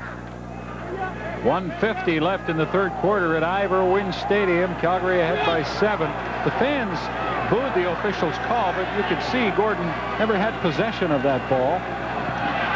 Horace throws it over the middle, and Corbin knocked it down. Heads up play defensively. Larry Willis still showing his frustration of not getting a chance to catch the football. Last time we saw the ball thrown, Gordon makes the breakup. This time he breaks inside quickly, a little bit of a scrape, and he gets that right hand up. Even though Stefan Jordan is behind him, still thinks he's open. But I don't know how too many receivers that don't think they can get open. I don't know any either, especially ones who are used to seeing lots of the football. 44-yard field goal try by Mark McLaughlin. And as with all his kicks tonight, he drives this one. And after the play, we get a penalty flag back around the line of scrimmage. That's what McLaughlin is looking back at. There was an exchange between some of the players, and we have seen some of that tonight. Ken Ford of Calgary thrown out of the game in the second quarter. We were informed for spitting at an opponent. Well, in a situation in a game like this, a team has to be able to keep its cool. You can't be caught up in the fooling around and yelling and screaming at somebody. Keep your focus on the game. Unnecessary roughness. Calgary number 35 after the play. Field goal is good. First down. 24-14 Stampeders. You heard the field goal stands. Dan Wicklum was called for the rough play after the field goal. And so with the score, Calgary 24 and Hamilton 14. We pause 10 seconds for the stations from coast to coast to identify themselves. You're watching the Canadian Football Network. Ticats from their 50-yard line are 1st and 10, and Todd Dillon takes over for Mike Kerrigan at quarterback. His first pass is knocked away by Junior Thurman. Dillon has not played much this year. He's thrown 32 passes, completed 15 of them for 133 yards, has seen very little action. But he's going to get, well, more than a quarter if he can stay in there for the rest of this game. 2nd and 10 now for Dillon. At the Ticat 50, a flag down. Dillon gets it off to Truelove. And he's to the Calgary 40, but there is a penalty. Will it wipe out the joy that Ticat fans are feeling? Yes, it will. Good man for Ranger. You're going to be on the right. All right. Procedure. Hamilton 89. 2nd down repeated. Well, that's unfortunate. That was a pretty well-executed play. I think Dillon understands probably better than anybody that he can move the ball with his personnel by just simply throwing it 5 or 6 yards to Truelove and having it turn into a 20-yard gain, but you can't have silly mistakes like that. Very costly penalty. 2nd and 15 now, Ticats at their 45. Dillon steps up and away from the pressure and throws long to DiPietro, complete at the 20.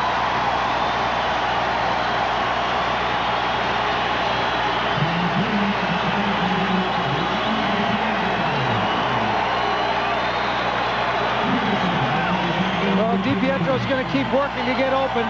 What we're going to see is Dillon. Backs are going to the left side. Calgary brings the pressure. He steps up, but see DiPietro working to the corner down there. He has the position, and because the ball is a little bit underthrown just over Hopkins and inside Peterson, he makes a good catch. 44-yard gain. Dillon to DiPietro. And the Ticats are at the Calgary 20. Truelove on a draw play, and he's down to the 15 and maybe the 14-yard line. The third quarter is over, and this CFN game is brought to you by Foster's Lager.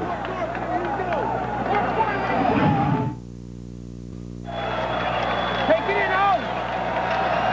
The fourth quarter begins at Ivor Wynne Stadium with the fans on their feet. The Ticats 2nd down and 3 from the Calgary 14. Truelove with the ball, and he'll lose a couple of yards, but there are some penalty flags. There was some early movement. Referring to the tackle, penalty numbers on the play.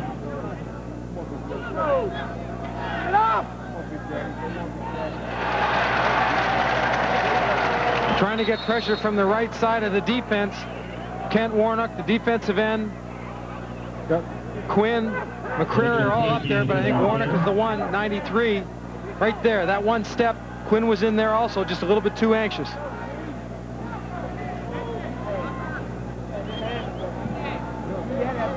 Offside. Calgary number 78. First down. Joe March called for offside. Calgary, the least penalized team in the league coming into this game. They've taken 52 penalties.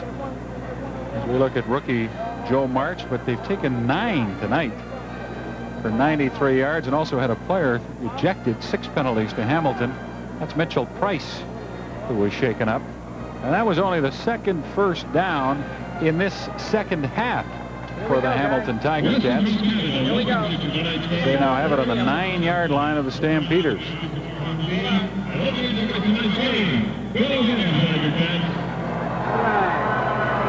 Now this guy just didn't throw his clothes on and come to the game. He did some work to get ready for the event. He's going to have to do some work after, too. Tomorrow night on CFN, we will be at Winnipeg Stadium. Dave Hodge and Nick Pastile will have the Blue Bombers and the Toronto Argonauts at 8:30 Eastern Time. Argos 4-3, Bombers 3-4. Key game for those two teams, and the blackout will be lifted. Toronto at Winnipeg tomorrow night on CFN. Back at Ivor Wynne Stadium, Calgary Stampeders looking to up their record to 5-3, have a 10-point lead on Hamilton. But we have a long way to go. 14:48 left, fourth quarter, as former Ticat Mitchell Price is helped to the sideline. And he was a pretty effective former Ticat, as those numbers tell you. Price, Landry, Quinn, and Howard Fields, and Ken Ford, who's been thrown out. Former Ticats in the Calgary defense. Tony Truelove on first down, slips through a hole, touchdown!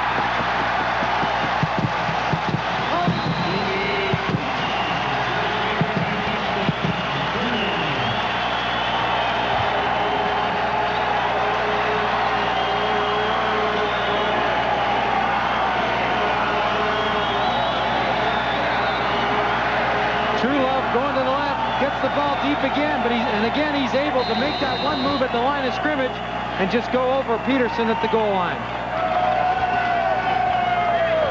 Good job of blocking at the point of attack. Riley and Moores on that left side, giving him an opportunity to find that seam. Second touchdown of the year for Tony Truelove, a 9-yard run as Balderson with the convert, and it's now a 3-point game. Calgary in front. This is a Foster's Lager telecast on the Canadian Football Network.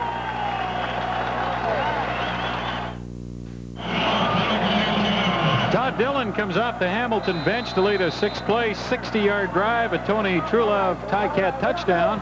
And it's now 24-21 Calgary as Ballaston kicks off to Lorenzo Graham. Graham gets to the outside and is all the way to the Calgary 49-yard line, the Hamilton 49, pardon me, and there are no penalty flags. And the leader, what's happening? Responding quickly to the Tiger Cats score. Truelove on this running play. Watch where he is when he gets the ball. Standing still 4 yards deep. There's that seam. He hits inside, then pops it out, goes around the corner. Truelove's had a strong game in place of Derek McAdoo. Well, it shows you some depth that they've got, something that they haven't had for a number of years at that tailback spot. Stampeders now starting from the Hamilton 49-yard line. Get a yard, maybe 2. Lorenzo Graham carrying. Mitchell Price, who we saw come out for the Stampeders, had just banged that knee up a little bit, and he's expected to be back.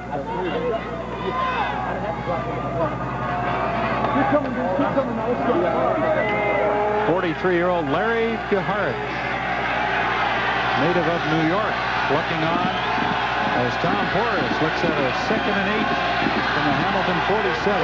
Lots of time for Porras, and he finds Larry Willis to the right side. And that's very close to a Calgary first down for Larry Willis, his first catch of the night. Well, Willis goes down, but he's going to come back to that first down marker or just a little bit past it and give Porras a place to throw the football. He knows he's going to come back there to that spot. Not exactly that spot, but about that area. And he brings his receiver back. Well, the last time these teams played, Willis had a big game. Nothing close to that tonight, but a key catch there. Calgary first down at the Hamilton 38. Horace getting away from the rush, putting it up long for Alexander, intercepted by Stephen Jordan.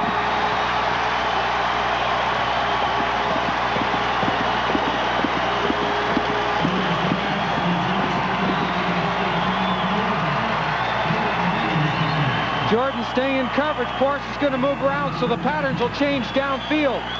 A little bit of freelance going on. Alexander runs out of sidelines. Forrest tries to lead him, but Jordan is in the right spot on his hip behind him and then makes the move in flight. Second of the year for the rookie Stephen Jordan from the University of Illinois. And the Stampeders with a 3-point lead turned back in their effort to make it more. And Todd Dillon now brings Hamilton back again, and Richard Estelle makes a spectacular catch.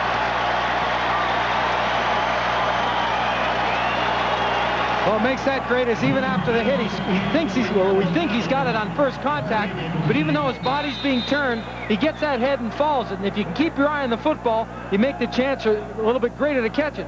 See what he does? He doesn't worry about going down, and it's going to be an incompletion.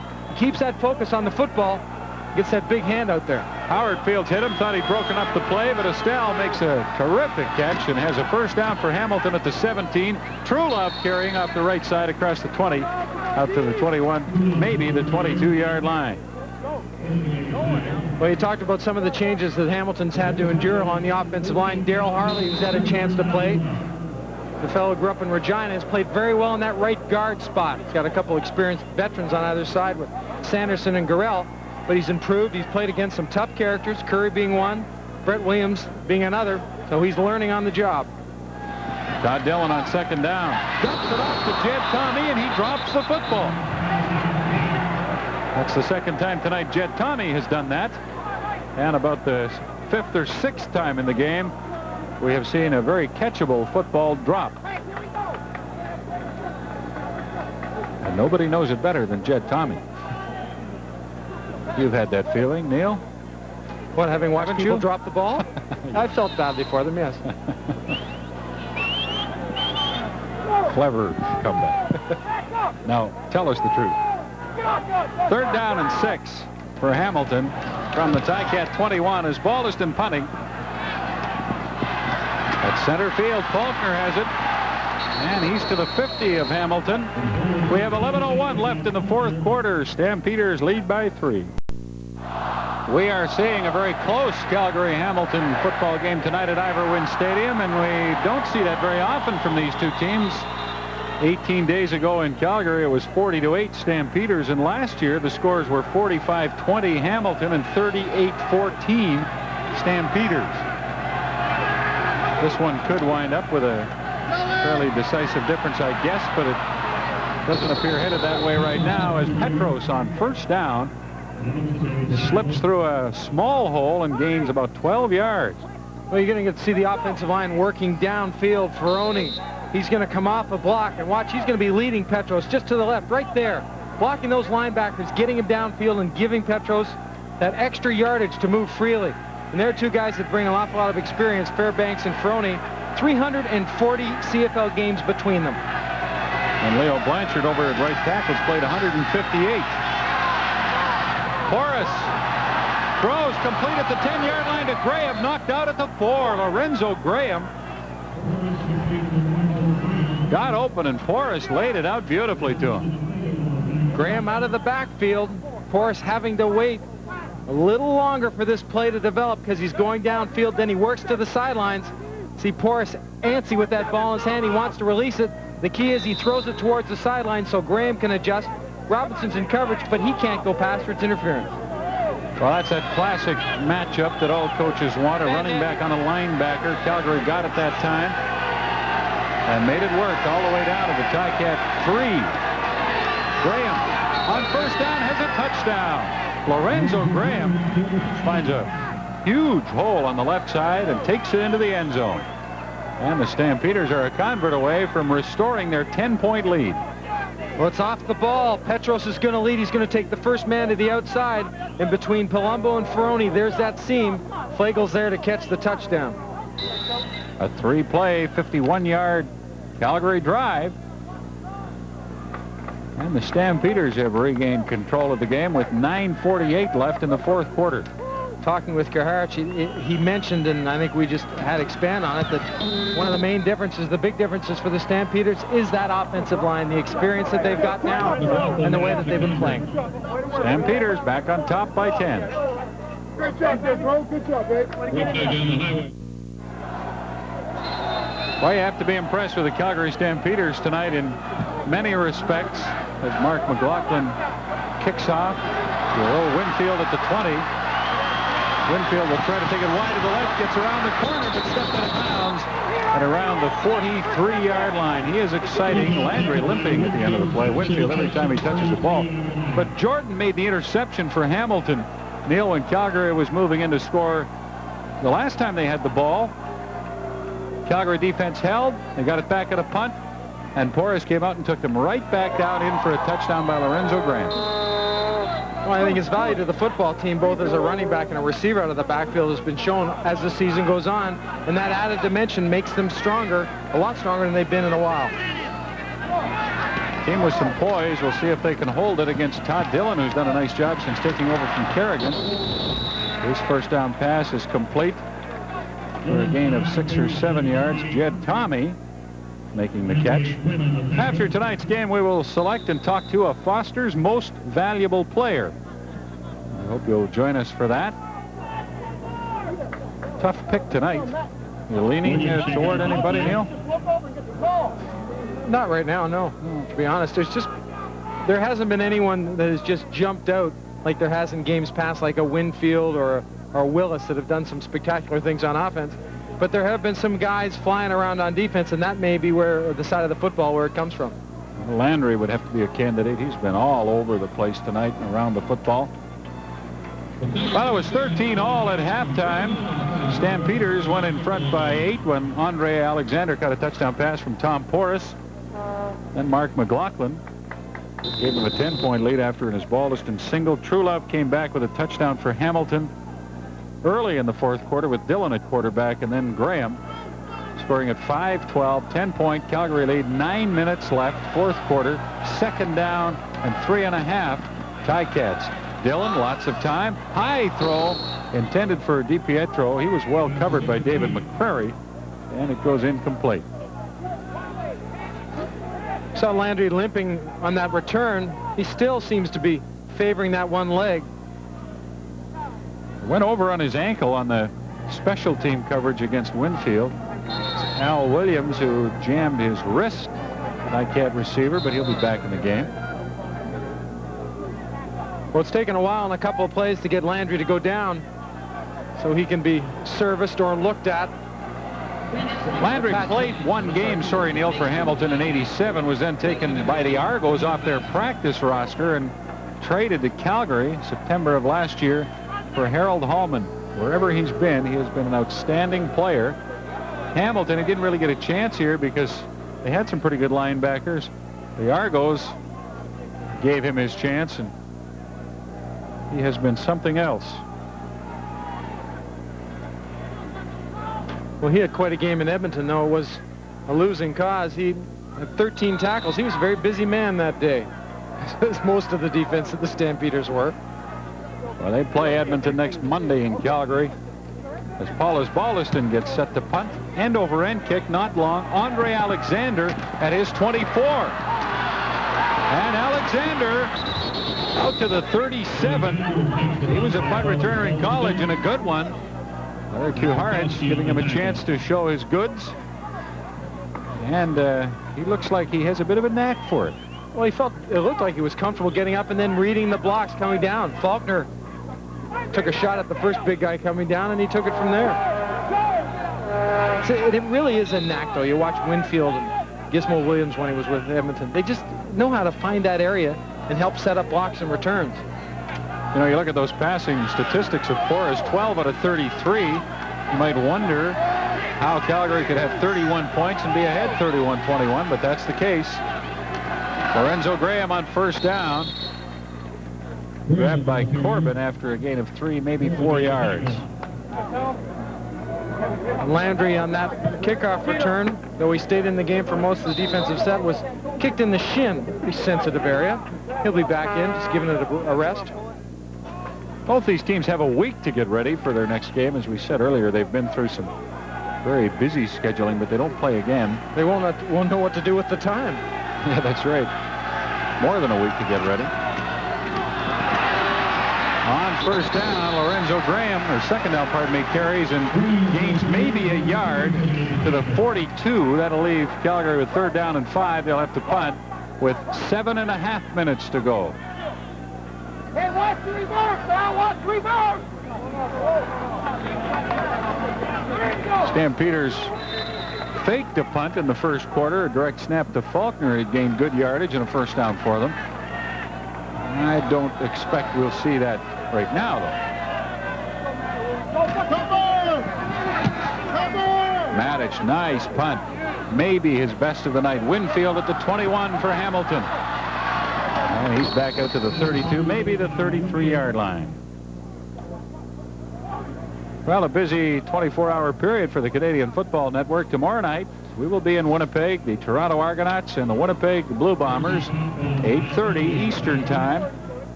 And the local blackout has been lifted in Winnipeg. Good job. Well hit, Matt. Good job, man. Good job.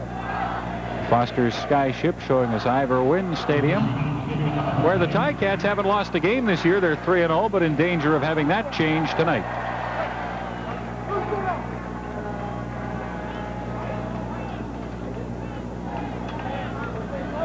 Darcy Kopp, the injured Calgary Stampeder. Bruno's had more than his share of injuries this season, a lot of them lately. He had some thoughts on them before the game. Well, when you're hurt to a point where you can't go to work, you don't go to work. We're in that position right now. We have so many guys that can't work for us because of the injuries, and you know, the defensive tackle, Mike Walker. It started off with Schultz, our lineman, then Dirks, our offensive lineman, and Hutchings, 3 offensive linemen that started for us on the shelf. McAdoo's hurting. Winfield was hurting for a while. Corbin was hurt. We have about 13 guys that we have to have the win. So we thought we'd rest some of those guys for this game. But it's tough when you have to count them all and put you on reserve and what have you.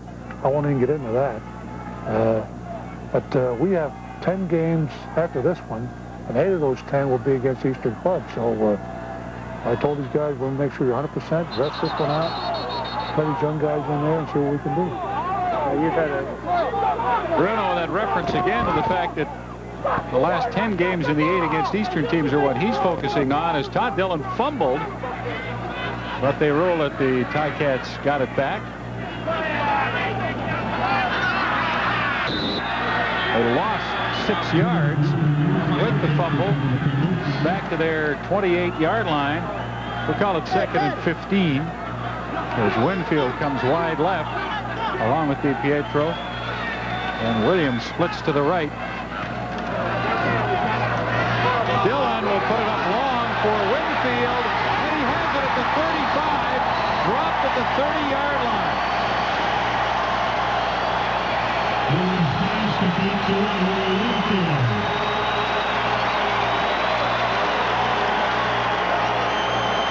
One-on-one, it's simply a sprint going down the field. McCrary has the inside position.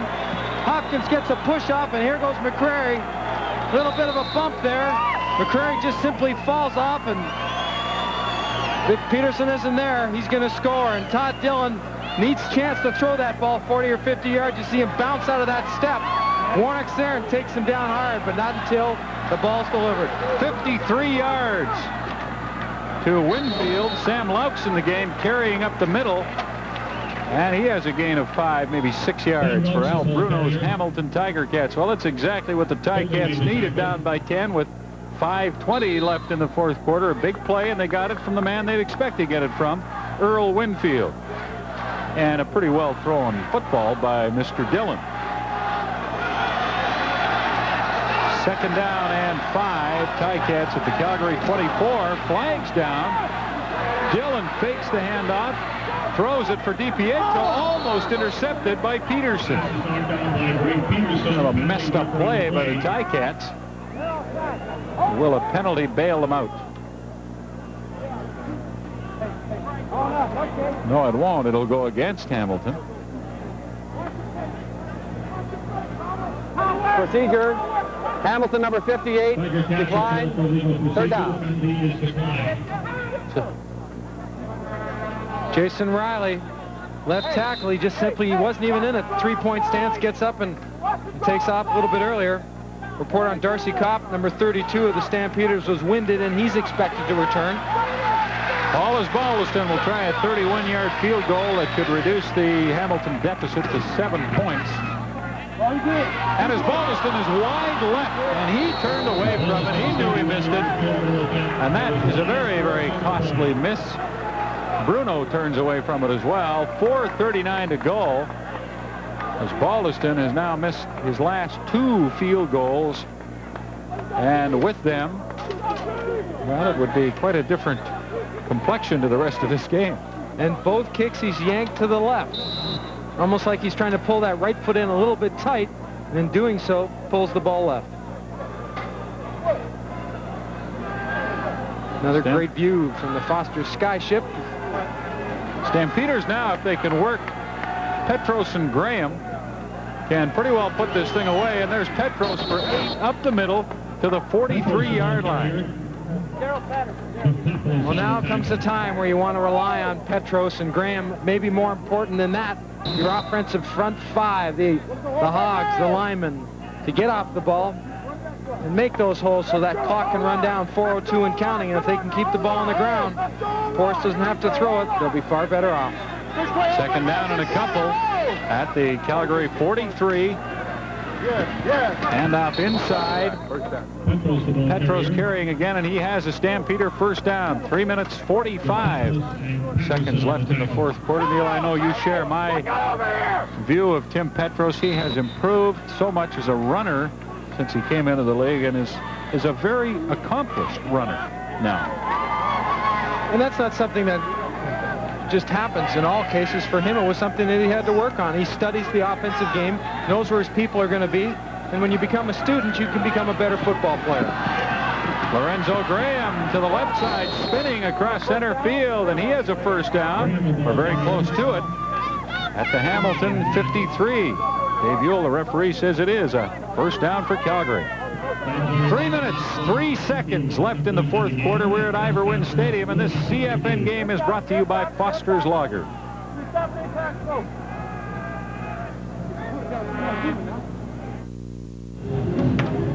3 minutes, 3 seconds left at Ivor Wynne Stadium. The Calgary Stampeders 9 points in front and marching the football on the ground.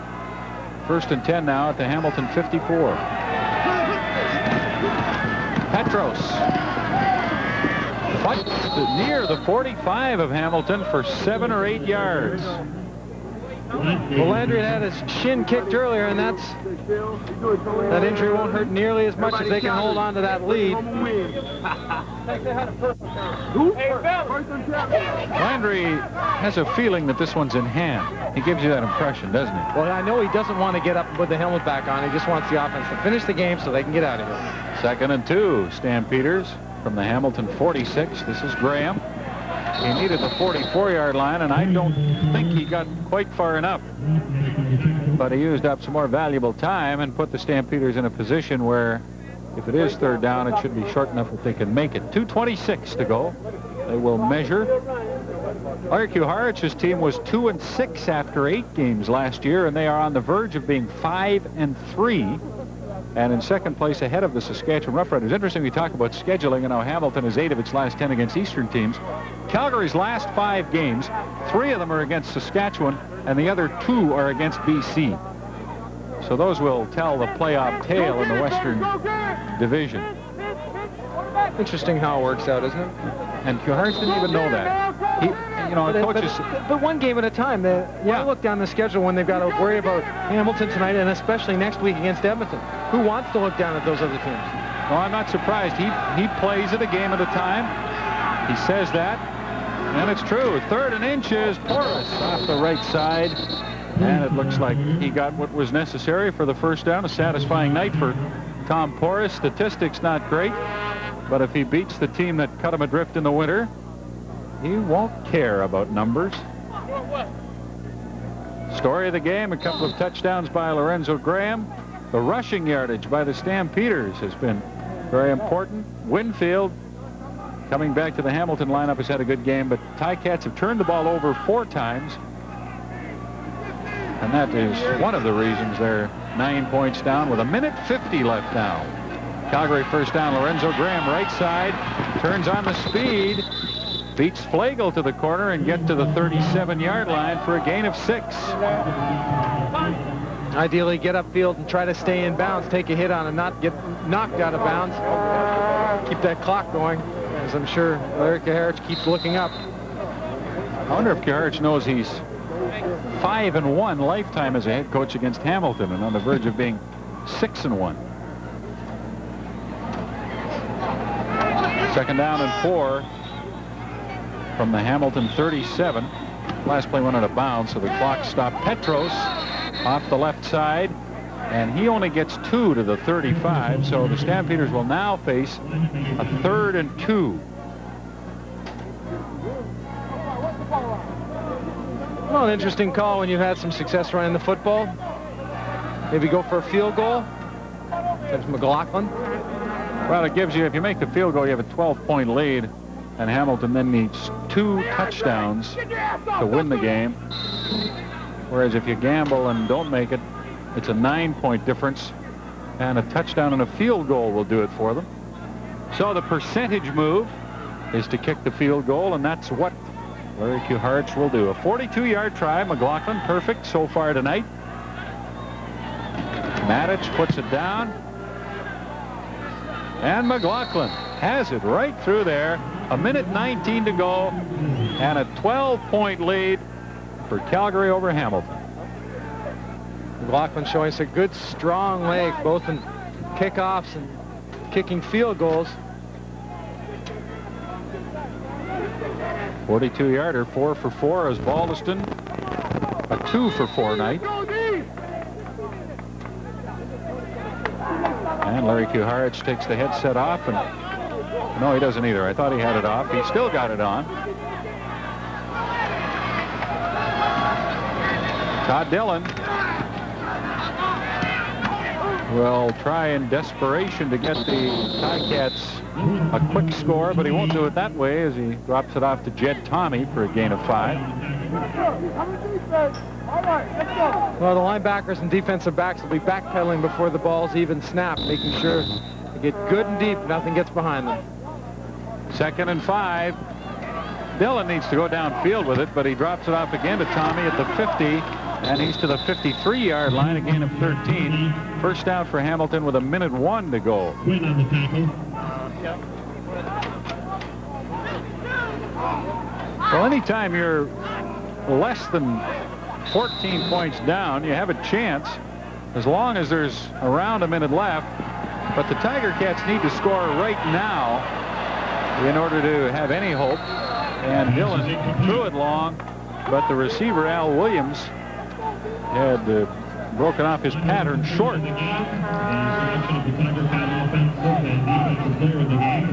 Well, it's not an easy situation to be a quarterback down like this. What do? Do you try to hit quick? Do you try to get the ball in a medium area and let someone like a Winfield turn it in and score that way?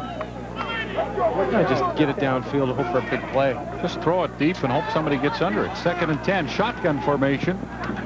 Dillon will put it to the sideline, and he'll complete it to Williams. He steps out of bounds at the 45-yard line with 45 seconds left.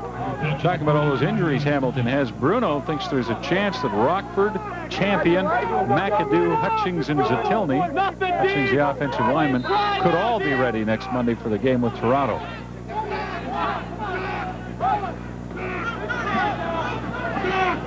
First and 10 from the shotgun. Dillon. And he's picked off by Hopkins. Todd Dillon Ron Hopkins with the interception. That's his 5th of the year.